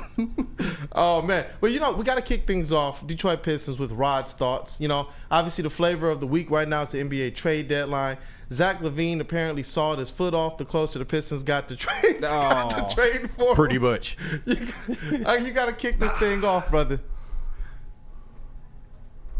Zach LaVine, what are you doing, man? You gotta pack those legs in carbonite. But this is the issue with Zach LaVine, and this was the hesitation that I had with that is he's oft injured, and can you pay a guy like that 40 plus up to 50 million in his contract it's the injury situation. So the people who will say this is Blake Griffin 2.0, I mean, I can't say you're wrong. It's another injury. He's out for the season. Do you want to go down that road again? Probably not. I think this was the buyer beware. You were looking at a car and something happened and it broke down and you're like, okay, yeah, I'm glad I didn't buy that one. But that is Zach LaVine for the most part. But I think you still have to do something. You can't just sell me the dream of cap space in the summer is going to be better. Is this group of free agents better? Is the draft going to be that much better? Even if you get the number 1 pick, are you getting a franchise level player on the Wembanyama, Paolo Banchero, Cade Cunningham level? Probably not. So what is this summer going to look like that makes me believe anything different is coming next year than what we've already seen? This team just cannot stay away from turnovers and pull out the games that they need to be a competitive team night to night in this league. I'm so glad you said that too, because I wrote an article about it. I know we covered it in the pod as well. Like, my litmus test was that for what they're supposed to do and who gets to do it this summer, I wanted to see them be able to go and do something at this NBA trade deadline of consequence. I really did. Whether that was a healthier Zach LaVine or whether that was them kind of pulling making the deal for Tobias Harris. And I get it. There are people out there who are saying, it might be better to go at Tobias Harris this summer if you do know that you have a deal with him. You don't have to give up assets to get him. But I almost wonder, and I wanted to get your take on this as well. How much does this young team, how much do the young players that you're going to move forward with need to see something different the rest of the season? Because I don't want to lose those guys on this team. I know this. Detroit Pistons right now, they're not necessarily the team that Detroit fans are really high on right now. But I do know that they want to see them win. We see that this arena is still getting, top 15 in terms of attendance. There's still a hot topic whenever you see some type of news about Pistons. Yep. You know what I'm saying? So it's like, how important is it for the Pistons to kind of do something, even if it's giving up an asset now that you wouldn't have to in the summer, but to make sure you can start this kind of culture thing? We see how important culture is for the Lions. How important do you believe it is for them to do something at this deadline and make it happen? I think it's vital, and that's just me. I think it's vital to start something and moving in the direction. So the same way the Lions, we talked about that 0-10-1 start, you just need to start moving in the direction where you can see and say, okay, in the offseason, we know how Tobias, if that's who they end up going to get, how he fits with Cade, how he fits in this offense. Now we've got the offseason to tinker with that because we have some film to work with. If you wait until the offseason, you have none of that. You're doing everything in theory and what you see in workouts in the summer, and that's just not the same at all. It depends on what that asset that you have to go and get to give up to get a Tobias Harris would be. So the other piece of that is I think Tobias would be excellent for this locker room. As a dude, as a person in the locker room, Tobias is near the top of my list of just guys who get it and understand in terms of professionalism and what you have to teach to younger guys. He's a vet's vet. So that would help in that sense. And he's not going off and throwing chairs in the locker room if they're losing. I think he's take a young guy under his wing and be able to build. And he's not a tier 1 scorer, which is what I think they need, but he can help. And he's a power forward in the sense that defensively, is he guarding Giannis? Is he guarding LeBron? No, he doesn't solve that problem, but you need scoring. You need somebody. I would be disappointed if they kept Bojan because, again, you need to show me what the next phase of this looks like. And if you start with Tobias and you start showing me what the rebuild and the reconstruction of this looks like heading into the summer, then you have a better idea of what you need in free agency. Everything going together at once and happening within a few days of each other between the draft and free agency is just a lot to do at once. But I want to see the early picture of what this looks like with some of these deals that could be done at the deadline in the next little bit here. Yeah, and that's a great point. I know that another thing before we get into this Killian trade talk and that noise that kind of drummed up this week, and there's some teams interested in him. I've heard Mavericks. Obviously, people have been talking about San Antonio Spurs, and the Grizzlies have popped up as another suitor. But domestic teams. Yeah, domestic teams. That's a good one, brother. But just more to kind of piggyback on that point that you were just talking about, what gave people a lot of hope for this restore was how the Pistons looked with Jeremy Grant, with Kelly Olynyk, with they had some players get healthy. And they started to kind of hit the ground running during Cade Cunningham's rookie season in the stretch where they went 10-14. It's still the best stretch of basketball in the Troy Weaver era. They went 10-14. I see KG over there shaking his head. It feels like that's so long ago. But I thought it did set them up well culture-wise. I thought it set them up well chemistry-wise, but then they went and they tinkered with that chemistry by getting rid of Jeremy Grant, and then Cade Cunningham obviously got injured to start that next season in Game 12, and things began to just kind of fall apart. I'm looking for the Pistons, just like you said, to go establish an identity, start to establish a culture, because the one thing that we've always identified with Detroit Pistons basketball, especially if they were winning, was a tough, gritty mentality, that going to work, that we're going to hustle, we're going to out hustle. So you might have the stars on your side of the ball, but we're going to play like a team on the offensive side, and we're going to do all out hustle on the defensive side of the ball as well. And you just don't see that. You just don't see that as an identity, a part of this team right now. So I'm hoping that as they continue to build this thing out, they get back to that identity first and then try to build on top of that foundation. But with the Killian Hayes stuff, what are some things you've heard about this? Do you believe that a deal is imminent at all? We heard some rumors and some things out there that Troy Weaver actually was probably looking to trade him last offseason, but that Monty Williams wanted to be able to get a shot at seeing what he could do to kind of resurrect his career, especially since he's a low turnover guy, high assist guy, but he just can't score. And in this NBA, even as a point guard, I feel like the days of the Ricky Rubio type guards being highly effective, I just don't think that works in today's NBA at all. No, and so the thing with Killian is that you feel like this thing has run its course, and if the reports are true that both sides are really looking at making some kind of move, then I think you do something because you're not going to pay him an extension or a new deal and just figure out something else. And we were talking about that. We've been talking about that for weeks. Like, how much would you pay Killian? If he's good, 8, 10? No, that's too much. You can't really do that in the economy that we're in. But the thing that I will caution is that you have never heard a Troy Weaver trade before it happened. Yeah.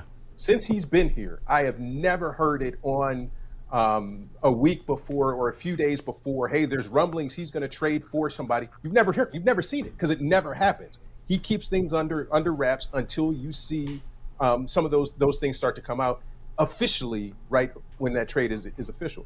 So I think that's the key here is, yeah, it might be Killian, but it might not be to any one of those teams. It might be to somebody completely different. We haven't heard any big Boyan rumors of him going somewhere.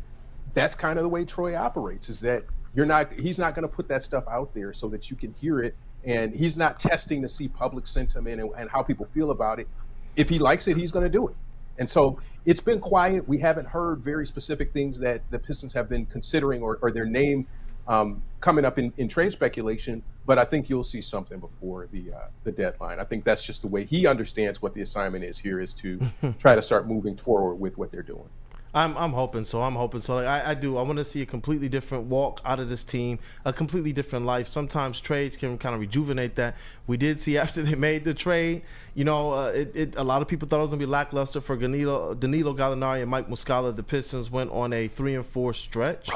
Three-pointers, the offense, everything went up. It kind of fits more of what Monty Williams' system is. And so I'm hoping that Monty Williams and Troy Weaver, which I believe is the most important thing right now, can get on the same page about the types of players they want to identify and get them in here quickly, because 7 days before the start of last year's free agency, Troy Weaver stated, you know what, we're going to kind of take a year to assess this team underneath Monty Williams. Looking back on it now, that might not have been the right thing to do. I know they thought that the vets they brought in were going to be vets that could make it work for them, but we see in hindsight exactly what that is. Now I'm hoping they go out there and they get some surefire players for this team. And I believe if you wait until free agency, you're really putting yourself up against it, because other teams are going to be able to go out there and realistically bid for some of the players you want. We've seen them miss out on Pascal and OG and whatnot, and it was going to be a long shot already. And that's in the trade market. Go out there, get something, change this culture up right away, man, and give them something else to kind of look forward to. Whether or not you believe Troy Weaver should be here, I know that there's a lot of people out there who believe he shouldn't. The reality is he has the job right now, and I'm hoping that he does something much better than what the last 2 years has looked like. But Rod, thank you so much, man, for your time. Thank you so much for being here, man. Continue to crush the job. You guys follow his work, and all of the different beat writers as well and reporters at the Detroit News. Rod Beard, our sports editor-in-chief, I continue to salute thee. But appreciate you guys. Any last words? No, this West Coast trip. This will be interesting. Let's find out where that one win is going to come from. Somewhere on this West Coast trip. Definitely. Thank you, brother, man. Thank you for your time, and have a blessed day. All right, guys. Yes, Take sir. care. Yes, sir. Kool-Aid, that was awesome. I needed some Pistons fix. I needed my fix of all of our 4 Detroit sport teams. Thanks for setting that up. Yeah, I know we're gonna talk some Tigers. Maybe brief what he was just saying. Talk about that a little more. But yeah, definitely. Before we do that, can you tell them about Swiss Insurance? I can, man. I can. And I already know everybody has football on the brain, and they've had a awesome time this year. Obviously, it didn't end the way we wanted it to with the Lions, but they did exceed expectations. And I know that next season is going to be just as awesome, man. But it's also a perfect time to shop your home and your auto insurance. Shop it like a pro with Swiss Insurance. They cover Woodward Sports Network, and they should be covering you too. Ask for Mark at Swiss Insurance today at swissins.com or call them at 248-800-4177. And for my brother Sam, who's out today, again. That number is 248-800-4177. Get well soon, bro. Where's the most convenient place to get that big fitness energy? It's Planet Fitness. Join today for just $1 down, $10 a month. With over 2,400 locations and equipment for every workout, you can get in, get energized, and get going. And with free fitness training and most clubs open 24 hours, everyone belongs in the judgment-free zone. So join today for $1 down, $10 a month, no commitment, cancel anytime. You have an opinion? Make sure it's seen and heard. Corner, jumper, Tweet us, hop on the YouTube chat, slide in the DMS at Woodward Sports on all social media.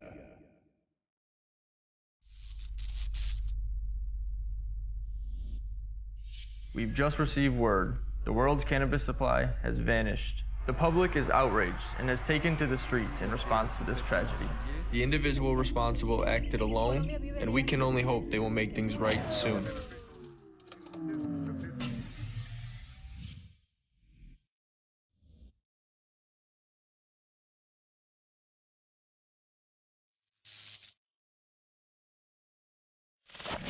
We don't like to brag that we are the toughest sports network in Detroit, but we do have a guy named Darren McCarty on our side. Woodward Sports. Come to Lady Jane's for an award-winning haircut experience and register for a once-in-a-lifetime opportunity to win an all-expenses-paid suite for the 2024 NCAA tournament for you and 5 of your best buds. Lady Jane's open 7 days a week. Walk in anytime. It's wicked awesome. It's time to wake up, Woodward. Man, look, the sun is shining. It's been a good week. It's been a really good kind of pick-me-up week. After that kind of Lions heartbreak, everybody's back on the saddle and they're ready to press forward, man, and march forward. The Detroit Lions. I remember just a few short years ago, we were all wondering which one of these teams was going to kind of separate themselves from the pack and see their rebuild accelerate to the front. And I believe that the Lions are definitely ahead of schedule. And another team that I'm hoping can kind of start to separate themselves from the pack a little bit are the Detroit Tigers, man. I know that some of their big news this offseason, they signed their number 2 prospect, Colt Keith. Oh yeah, hey, $26 million. Yes, there sir. we go. We've been playing some baseball in here. Hey, dope. And guys, just once again, Matt Broder is our Detroit Tigers beat writer and beat reporter. He did play D1 baseball for the University of Michigan. Your pitching coach was somebody pretty legendary too, huh? It wasn't my pitching coach. He was my teammate. Chris Feder was your teammate. Yeah, he was a senior when I was a freshman. So that's my guy. He's down in Lakeland right now getting ready for the season. Spring training's coming up in just a few short days. The pitchers and catchers are reporting, then the hitters will join, and this Tiger season is going to get off to a roaring start, I think. I see what you did there. Yeah. I see what you did there. Let's try. Got to squeeze them in. No, I'm optimistic about this team. I don't know about all you. We're just going to start to add a little more Tigers content, a little more Tigers conversations here as we build up. All of our 4 sports teams. Yes, that is our goal, Kool-Aid. But for this team, I think there's reason to be cautiously optimistic. I think this season coming up, they can experience some success, but they're not going all in yet. Scott Harris, the new president of baseball operations, brought in a new GM, Jeff Greenberg, and they're really reshaping the entire organization from top to bottom. It's very similar to what the Lions are trying to do. We've seen the Red Wings do it too. And even what Rod Beard was saying, some of the things that the Pistons need to do, just get in unison between the general manager and the coach and the owner. I think the Tigers are starting to do just that. They're now ranked number 5. Their farm system is ranked number 5, which is something that the Tigers haven't been able to say. And this was by Baseball America. They haven't been able to say this in quite a while. They're starting to rebuild this farm system to then feed these prospects, build your hometown Detroit Tigers team from the ground up to then fill them in at the major league level. To do this, it required some one-year contracts from some pitchers they brought in. Jack Flaherty, Kenta Maeda, Shelby Miller, things to fill out the bullpen, to add some depth to your starting rotation. They didn't add, and what a lot of people wanted, they didn't add a huge bat. They didn't, shore up their third base. Or they didn't get a huge left-handed DH who can put the ball out of the ballpark. They're doing this so that they can actually let their young guys play. They're going to let Parker Meadows develop. I believe he's going to be the opening day starter in center field, but they want him to develop in center. Riley Green in left or right? In right field, excuse me. Mark Canha, the veteran, 35-year-old, one of the small moves that the Tigers made, he's coming in to help Spencer Torkelson and Riley Green and Kerry Carpenter develop into the players that the Tigers think they can be next year and the year after to really compete. And the one thing I'll say, why you can be optimistic this year, and feel free, pepper me with any questions in the chat. I want to figure out actually what you guys want to hear about the Tigers, but my reason to be optimistic this season, the AL Central, the division that they're in, they're down. They're down. They might be one of the worst in baseball this year. The Twins, who won it last year, they were in first place. The Tigers finished 9 games behind them. They were second place in the AL Central with a 78-84 record. They've already come out publicly and said, we're not spending as much money this year. We're probably taking a step back. The Guardians aren't really doing anything. They're probably going to plateau a little bit, maybe be competitive there if they get some healthy pieces back. And then the White Sox, they're in rebuild mode. They got some pieces, but they're going to probably finish near the bottom. The Royals, too. So the Tigers aren't some World Series championship roster yet, but they're building it to be, and they still have a chance to go compete for the AL Central. What are your guys' general thoughts? I just ranted there for a couple minutes. What direction do you want me to take this? Well, I do want to ask about 2 players in particular that's going to be key in the batting lineup: Riley Green and Spencer Torkelson. Yes. Now, Riley Green, we saw a lot of good flashes from him last year. He had some injury issues, but overall, what do you expect from Riley Green? And then with Torkelson, he finally got the bats going. That is something that we have been waiting on. A lot of people didn't think he would be able to do it, but he got the bats going. He had a high home run count. What do you expect from Tork and Riley Green this year? I expect them both to take another jump forward in their development. You see, when Riley Green was on the field, when he was healthy, especially down the stretch, the team was different. The team was, Spencer Torkelson was a different player. They were best friends. So when they're together and they're developing together, that only bodes well. But I also think the development of both Kerry Carpenter, maybe another step from Matt Vierling, Parker Meadows, the guys you have around them. I think the perfect lineup in my head was Placido Polanco, Miguel Cabrera, and Victor Martinez. The perfect balance of protection around your number 3 hitter. Those guys don't strike out. They put the ball in play. The more Riley Green can do that in the 2 or the 3 spot in front of Spencer Torkelson, the more Mark Canha or maybe Cole Keith gets called up and he starts to play. I don't expect it actually to happen for a couple months to really find his stride. But the more protection that they have, I think just bodes well for both of those players to take that extra step. And when you combine that, my last note, their pitching philosophy, and this is part of why they drafted Matt Clark first and not a Wyatt Langford, a big left fielder out of Florida, who's the number 1 prospect in baseball right now. It's because of the new approach they're trying to start from single A and up. Michael Berdar, also a former University of Michigan baseball player and coach, he's really changing their approach. Think of what Javi Baez does, and they're trying to teach the opposite. Like, they're trying to have a much more disciplined approach in the strike zone, find your strengths, hit to contact, and then use their youth and athleticism around the base paths to really make something happen. And a boring baseball game that's getting more exciting with some of the new rules. It's moving faster. There's ways that a young athletic team can actually take advantage of these rules and squeak out a couple more runs. They just didn't have it last year. Nah, and I definitely, since you brought Javi up, man, I definitely had to ask, man. We all know the deal with Javi Baez, man. He's here, he's there. I heard he's been doing some work in the offseason. Do you expect him to have a better on-base percentage this year and a better batting average this year for our Tigers? Do you expect him to come in and actually make an impact on this team? Honestly, I don't. I don't on the offensive end. There's still things he can bring to this team. I believe he should be a better defender. He's a very talented defender. He is. There's too many errors. Yeah. Like I think that's where he needs to not put all his focus or to sharpen up everything on the defensive end. So at least if he's now can hit in the 7th, 8th, or 9th spot, you're not as worried about that. Just go take care of defense. Help these young guys around you learn how to be a professional. This team is young. Yeah. First, Broder looks like a kid in the candy store talking baseball, bro. Let's go. He's on one right now, yo. And I love this because I think we all love our Detroit Tigers. So we love all of our Detroit sports teams. And the Tigers have been a team that you see them go from kind of this mountaintop to where they've been over the last, I don't know how many years, and seeing some of our legends that we've cheered for get traded away, retire. Now they're trying to start this thing up with the new guard. They have a lot of prospects in their farm system and within their organization that I believe rank in the top 100 amongst baseball. And that's a good thing. But we talk a lot about, Troy Weaver. We talk about Steve Yzerman. We talk about Brad Holmes with the Lions.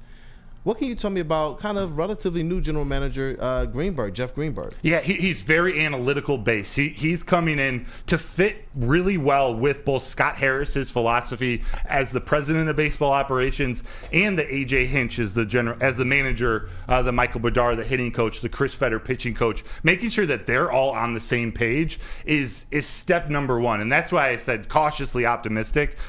The Tigers could probably dominate the AL Central if Chris Ilitch went out and spent money and signed some big time names. That's what a lot of people are calling for, and I was like that maybe last year, at least 2 years ago. Man, we gotta spend the right way. I didn't think Javi was that right way, but that's not what they need to do this year, unfortunately. You could do it and you get some short term success, but they want to develop these guys. They want time in there for Colt Keith and Parker Meadows to develop, Max Clark, Jace Young. And I think it was Dan Wood in the chat, compared Jace Young, his comp is Jason Kipnis. I like that. I'm going to think more about that and come back at you. But what I will say, if you're going to see a big move, and KG, I'm coming to you next. I know you have a question.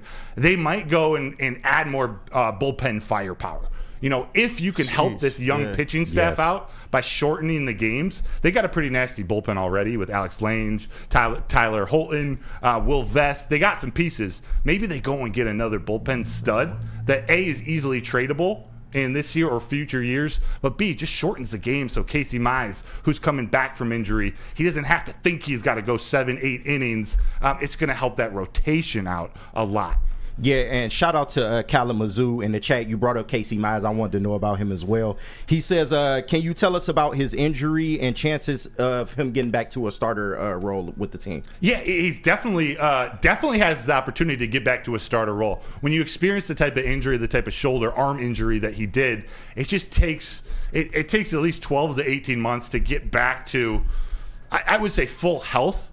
But then you got to factor in, when is he getting back to 100%? When's his velocity back? When's he throwing as hard as he used to? When's he feel confident throwing breaking pitches? It's all things, once you're healthy enough to do it, then you have to deal with the mental side of being able to pitch with conviction. Yeah. But I fully expect him, if he's not in the opening day rotation, I expect him to ease him along through the first month and then start working him in. He's got the talent of a top-end starting pitcher in this league.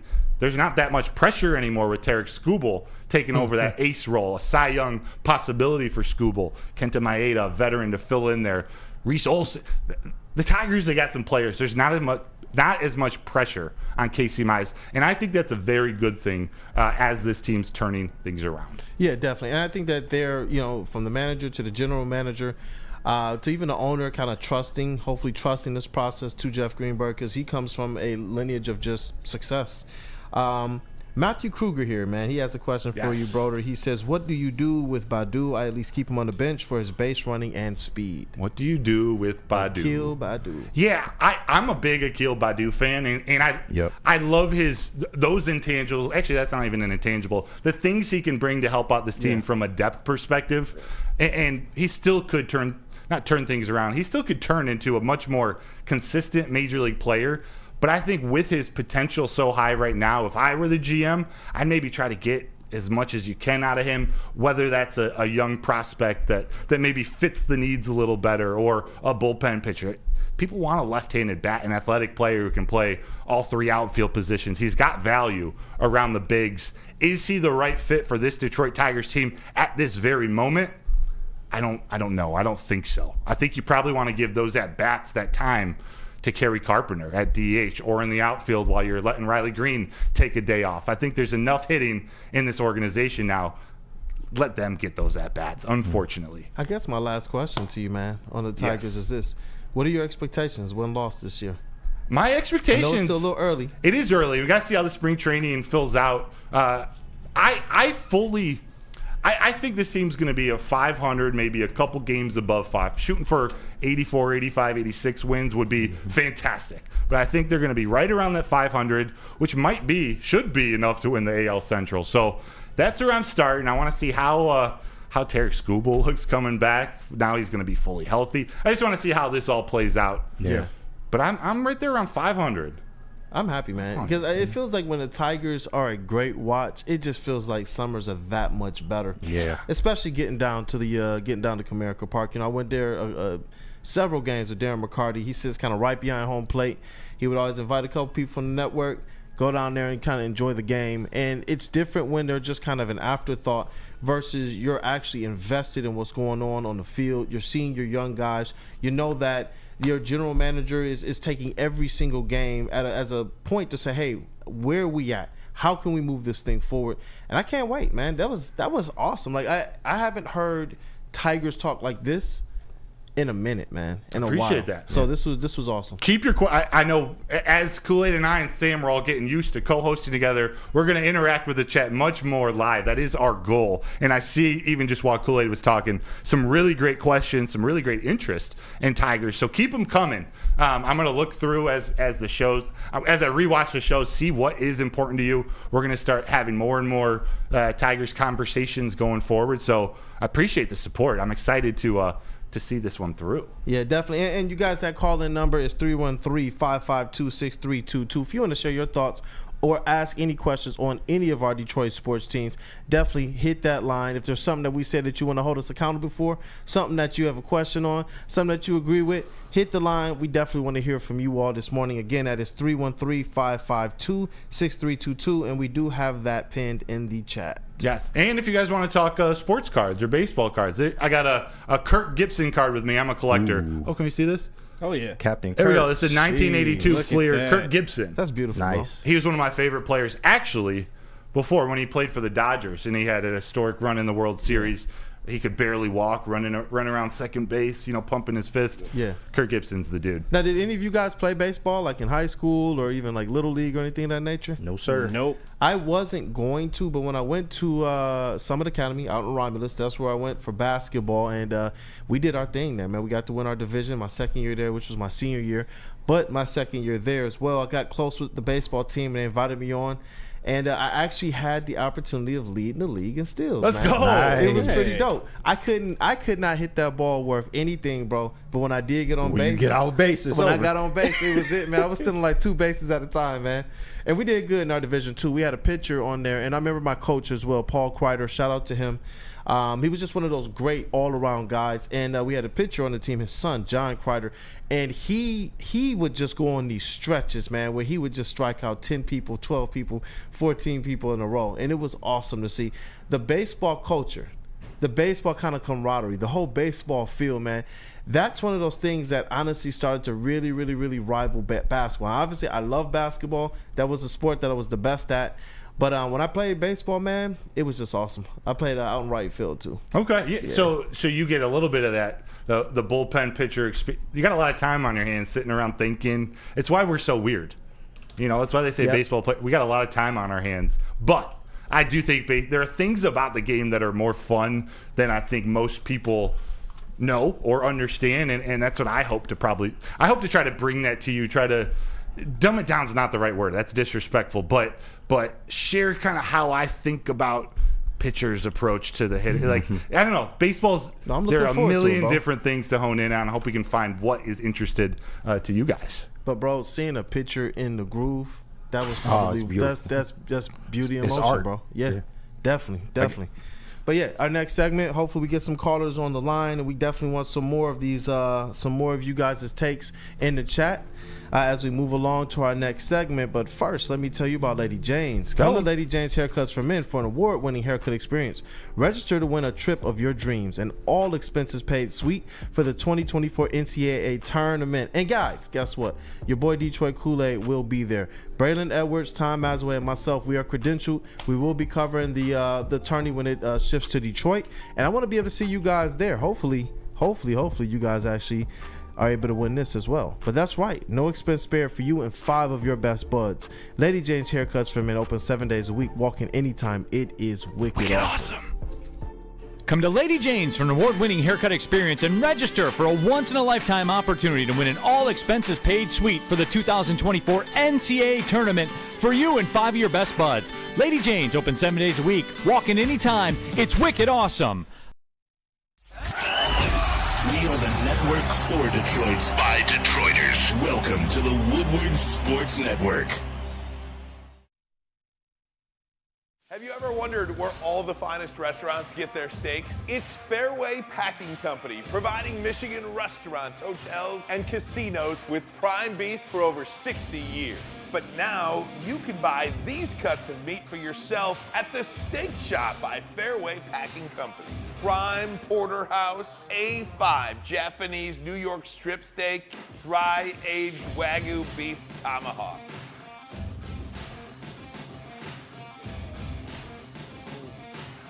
Delicious. Get to the Steak Shop today. Enjoy fine wine, have a private party, and get the finest cuts of meat anywhere. The Steak Shop on Mack Avenue in Grosse Pointe Woods, or order online, fairwaypacking.com.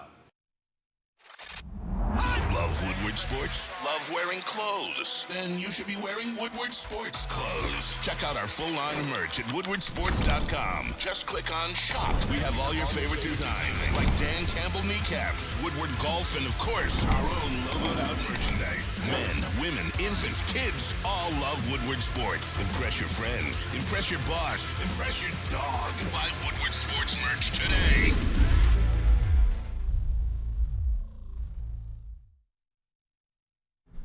What up, though, people? Let's go. Detroit, man, it's time to wake up. Woodward, this has been a pretty good show, man. It's been a really good, informative show as well. We had the chief Detroit News Rod Beard on, the State of Detroit Union. We also talked about this Detroit Pistons trade deadline. We talked about Brad Holmes, Alex Anzalone. We talked about the 4 rookies in that redraft, man. It's been a great show. If you kind of joined the show late, definitely get back to the beginning of the show and check it out. But as well, I need you guys to definitely put a like. Smash that like button. Please. For the crew. It helps us, man. It helps us here. It's the ultimate support that you can do beyond just kind of being here and being part of this show. I'm hoping you guys definitely call in 313-552-6322. But before we get to the callers, I just wanted to ask you guys, what sports did you guys play kind of growing up? Or coach? I'll start with you, brother. As a kid, I played soccer, but I'm too tall and goofy and clumsy where I just wasn't fast enough to keep playing. So I was baseball, basketball, and football. I played football until junior year of high school when I started to realize baseball could be a future of mine. I just started focusing on baseball and basketball. But I love all this. I just love playing sports, talking about them. I love it. KG? Yeah. I didn't have the blessed sports experience as much as y'all, but my brother-in-law, shout out to him, man, my big bro TJ, he got me into Pop Warner when I was young. So I played a couple years of Pop Warner. Then I ended up going into coaching Pop Warner. And if anybody's familiar with the Southfield Ravens, we started in Pop Warner. We went to AYF for a couple years, won a regional championship, and then the Southfield Ravens moved to PAL League. So we were a big reason why the Southfield Ravens are now in the PAL League. Awesome. And also my sister Nice. is, What's up, bro? Thank you. And also my sister is one of the board members for the PAL League as well. So LaKenya, love you. But that's my nearest experience. But I coached for about 4 years, 2 years as a special teams coordinator and 2 years as an offensive assistant. So yeah, let's go. Have fun. Nice, I got to call one scrimmage. That was my shining moment. I called one scrimmage in which I won by 2 touchdowns. So That's what my I'm talking shining about. achievement. Let's go. That's awesome, man. That's awesome. That's really good to hear, man. I like the shout outs too, man. Yeah. Make the show a lot more personal. JB, man, what about you, brother? Oh, well, as KG said, I wasn't blessed to have the experience that you guys did, but I always fell in love with football and basketball. Played it back when I was younger, of course, flag football. But as soon as I got to high school, things kind of changed. My priorities changed. Mom was kind of on me to get those grades up, so I had to abide by that. But I always like to sit here and encourage the young youth that we have right now to play the game right. Don't take all this fanciness that all these players are doing right now so much seriously. Just focus on the game, focus on the fundamentals. And shout out one of my best friends, Anna, her son Alex. He is an amazing young athlete right now. He has his hands in all these sports right now. He's just trying every single sport that he can to figure out whichever one he just loves the most. But he's amazing at all of them, whether that's football, basketball, baseball.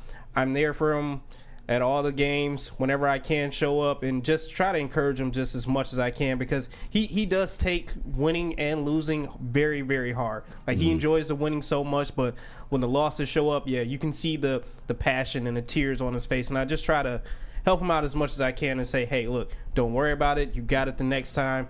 And hey, maybe this game wasn't your best game, but the next one will. So just don't take these losses to heart so much. You can rebound from this. I love that, Kool-Aid. Before I tee you up to tell about your athletic career, which is way more impressive than people give you credit for, the fact that JB just brought up, it was your nephew or your nephew? My best friend, her son. Your best friend's son, who plays multiple sports.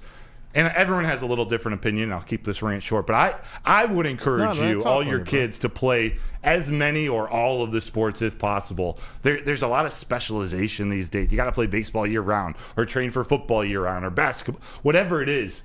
Let the kids play and be a part of a team and learn what it means to win and lose in different scenarios, different environments. I'll tell you, when I went to Michigan and I was a pitcher at Michigan, it was the first time in my life that I'd only played one sport for a whole entire year. And I had weight gaining goals. I had to put on a ton of weight as a freshman.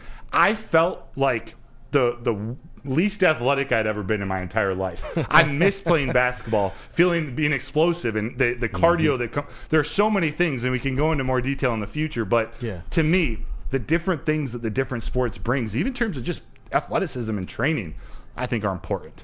Yeah, definitely. And I'm glad that you said that. My experience with sports, I played church league and played at Christian schools for most of my grade school years, and wound up getting scouted by Romulus Charter Academy, Romulus Summit Academy. And now their basketball team is doing really good. And it was like the right nucleus of people who kind of believed in each other, man. And when I got to that school, our first year there, man, it was a struggle. And we fought back to actually end the year 500. And we wound up on the radar of a lot of different scouts.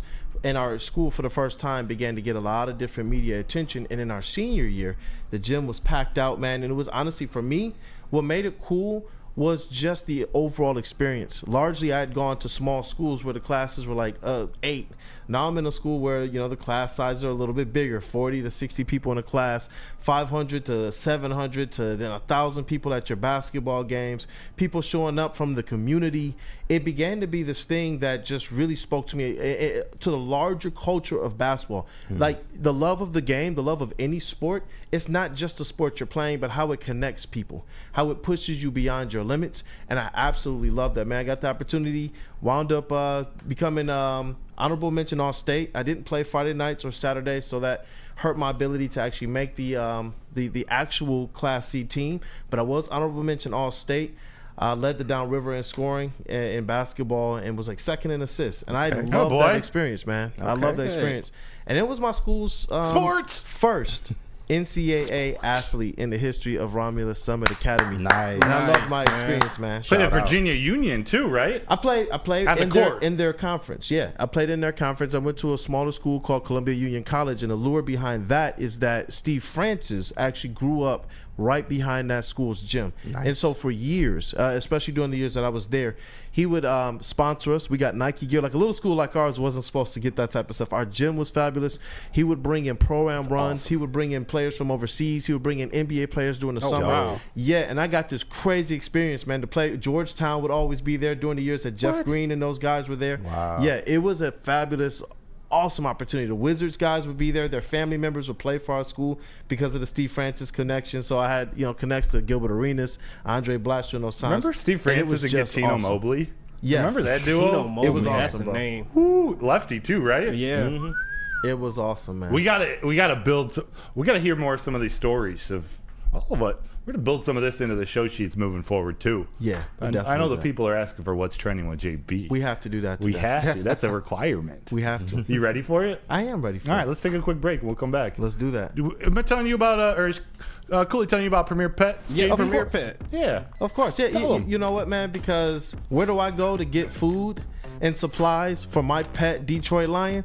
Give your pet the best. Premier Pet Supply is hands down Michigan's best pet store. Same prices and all the conveniences of the online and big box retailers, with one major difference: family and locally owned and operated for 30 plus years. Over 60 brands of food and nutrition experts to help you. Same day, local curbside and home delivery. Premier Pet Supply. Give your pet the best at www.premierpetsupply.com. Hi, my diamonds. It's Crystal with an X. You want to get hot and perfect like me? Here's my super easy routine. Drink at least a gallon of water before you wake up. Attach a weight to everything in your house. Hello? Sell your car and just sprint everywhere. Scream when you exhale.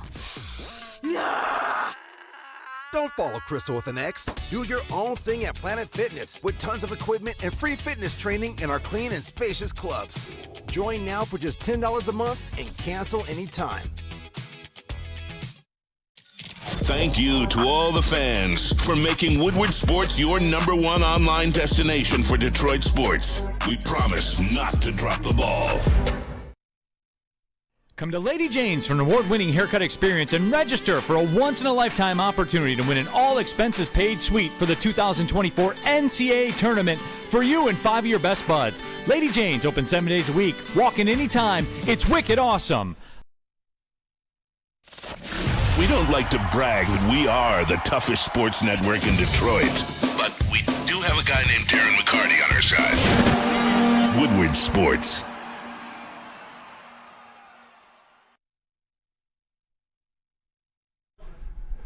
Since 1996, Feldman Automotive has been driven to provide a reliable, fast-paced, first-class car buying experience called the Feldman Advantage. They have over 18 locations, so there's got to be a dealership in your backyard. Just visit feldmanauto.com to find out where. Also, catch Woodward Sports there every other Monday at their Novi dealership. They host us, and that's partly why we think Feldman Chevrolet is Detroit's #1 Chevy dealer.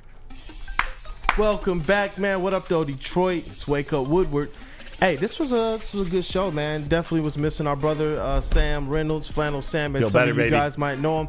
Get better soon, brother. We cannot wait. We had to push back the Aiden Hutchinson season grades because you have to have the president of the Aiden Hutchinson fan club, Sam Reynolds, here for us to be able to do that. And it's been a great show, man. KG has held it down in the sound booth. Stud. As always, Detroit's #1 KG draft pick, of course. Broder, man, you've crushed. And JB, my guy, the GOAT, the legend at Woodward Sports Network and across Detroit sports. We got to get to this. I think this is an Emmy award-winning caliber segment. Yes, yes. Wow. Get your questions in, by the way. We're doing mailbag, but first, this Emmy award-winning caliber segment. What's trending with JB? JB Smooth in the news. Wow, you guys give me way too much credit for this. Well, we just love you, JB. Oh, yeah, I know. I love you guys, too. But, man, the Pro Bowl, Super Bowl weekend as well, too. But the Pro Bowl happened a little bit before that. And Ray Lewis was there, but not in how you think. Tyreek Hill, what's up, brother? The smallest man on Orlando. No way. Jamal Chase, you're a bad boy. God bless you, brother. How did he know?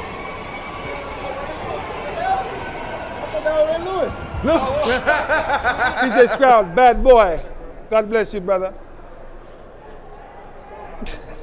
You look like somebody. They don't have a damn clue, man. It's crazy.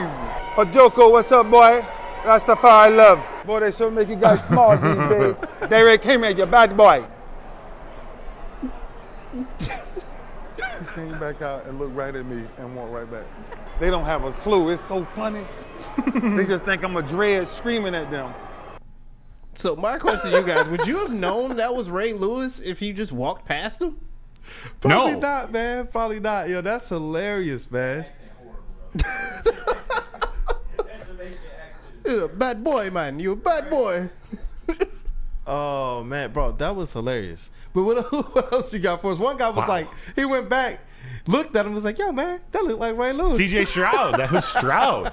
I'm surprised they recognized him at all. Yeah, I'm really surprised that the younger players, I guess, somewhat recognize him, but it was very interesting. So, next up, I just got one question for you guys. Hit me. Is this a foul?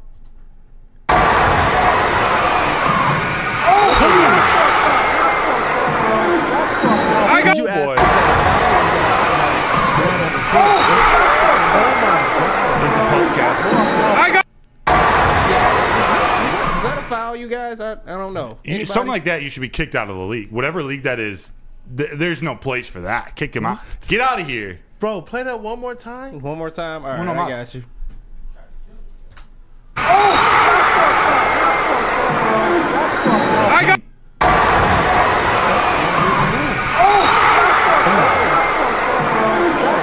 I got.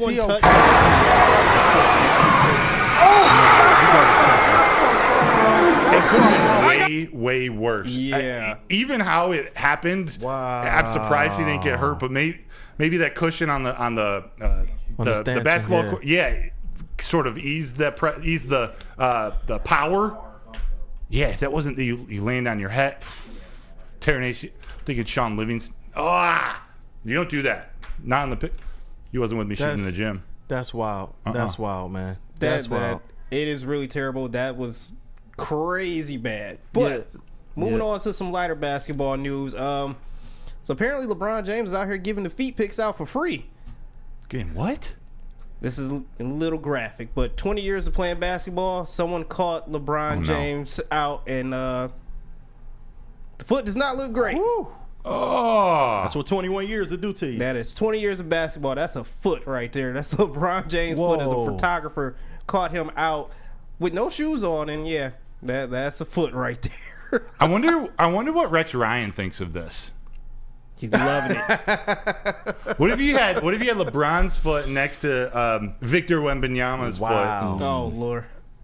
Nasty. That's wild. Nasty. That's pretty wild, man. We started off the week with him trying to get me in trouble with my wife, and then we're midweek looking at LeBron James' feet. Man. That is sicker than your average. Feet pics for free. But all right, he ain't selling them feet pics. That's it for what's trending. Let's hop into some mailbag before we get out of here. Definitely. Really, you're gonna end with the feet? Oh, I mean, I got some other stuff too, but I don't know if you want me to. No feet like Oscar Pistorius. Pause. Oh man. Mailbag time. Do we got any questions? Do we have any questions? Oh, I see one. Eduardo O'Neill. Mailbag. How many pieces are the Lions or Tigers away from truly getting to their respective championship games? Start with the Lions, you guys. 3 pieces. 3. Give me them. 3. They need a corner. They need a shutdown corner. They need an edge rusher. And they need a kicker. I love that you said that. Is the key here. You just had to throw in the kicker, didn't you? I had to, but they leaving points on the table by not being able to trust their kicker. So I would suggest they make sure they take care of that in the offseason. Go out and get a reliable kicker, please, Brad. Please. I like that you said that. That's the topic of. I think that just that kind of answers that question, man. Do you think? How about this, guys? Do you think Dan Campbell would use the kicker if he trusted? If I'm trying to think of an example, not Justin Tucker, but like if they had a reliable kicker, do you think that changes much of how Dan Campbell approaches it? He'll still be aggressive, but he would definitely utilize or lean on the kicker more. Those 40 to 50 yarders, you're kicking. Exactly. Yeah. Okay. And maybe in that NFC Championship game, he ties the game with the second fourth down, if he has a reliable kicker. Yeah. So, that's just a my good thinking. point. Here's a mailbag for you, Broder. Broder, what is your thoughts on Mike Elston leaving for the Chargers?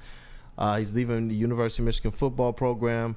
He's going to the LA Chargers with Jim Harbaugh. And this was something that I brought up as well in prior shows is what is Sherrone Moore going to be able to do to make sure that his staff, his coaching staff, is as stocked as Jim Harbaugh had it. And this is it's going to start a pretty big, tall task, a tall job for him. It's tough. I think it's a big loss. The losses to this defense, really to a lot of the coordinator position players around the team, I didn't expect as many to leave. And they're all leaving for promotion. Like, it's all positive. Yeah. But I just thought maybe Sherrone Moore was going to keep or be able to keep a handful of them for 1 year. I think I said back when we were doing Woodward Nights, once Sherrone Moore got announced as the head coach, the very first thing he needs to do is go into Ward Manuel's office and say, whatever it takes, give Jesse Minter the raise it takes to keep him in Ann Arbor for 1 more year. Yeah. He's going to the NFL no matter what, but keep him 1 more year to just get me to that next point. They got dudes on that defense still. Obviously, Jesse Minter has moved on. Mike McDonald isn't there anymore. Their strength coach, defensive line coach. Sherrone Moore's got his work cut out for him building this staff back. It's something we got to monitor over the next couple weeks. I think he can recruit. I think he can build a team, but man, the staff is taking a hit. Yeah, and I think that consistency matters amongst your coaches. We talk about it as it relates to Detroit Lions bringing back Ben Johnson or retaining Ben Johnson. He decided to stay here rather than take a head coaching job. Aaron Glenn. We talked about how important that was, man. And so it's going to be interesting to see what the University of Michigan football team does because obviously they're not going to be, at least on paper, as good as they were last year, but I don't think anybody's in store for them to actually take a huge step backwards. That would be, in my opinion, a disappointment. Do we got one more time for another one? One more. Let's do it. Mailbag from Shad216. Shad. He says, what sports jersey has the best style in casual wear? Basketball, football, hockey, soccer, or baseball? Wow. Obviously, the hat. It's got to be the Detroit. But which jersey? jersey? That's tough. Because basketball jerseys are easy to wear. Yeah. You can't really wear football jerseys, hockey sweaters. Yeah. It's between baseball and basketball. Yeah. I'm not a soccer guy, but soccer unis are like is nice, polos. They're like, I got some nice unis. I have a David Beckham jersey. They do. That's a good question. That is a good question. Casual wear. It's like I see baseball jerseys worn, especially in the summer. I see baseball jerseys worn usually open with another shirt underneath. See basketball jerseys worn in the summer as well. With football, I generally see more just like the shirts, like the player shirts.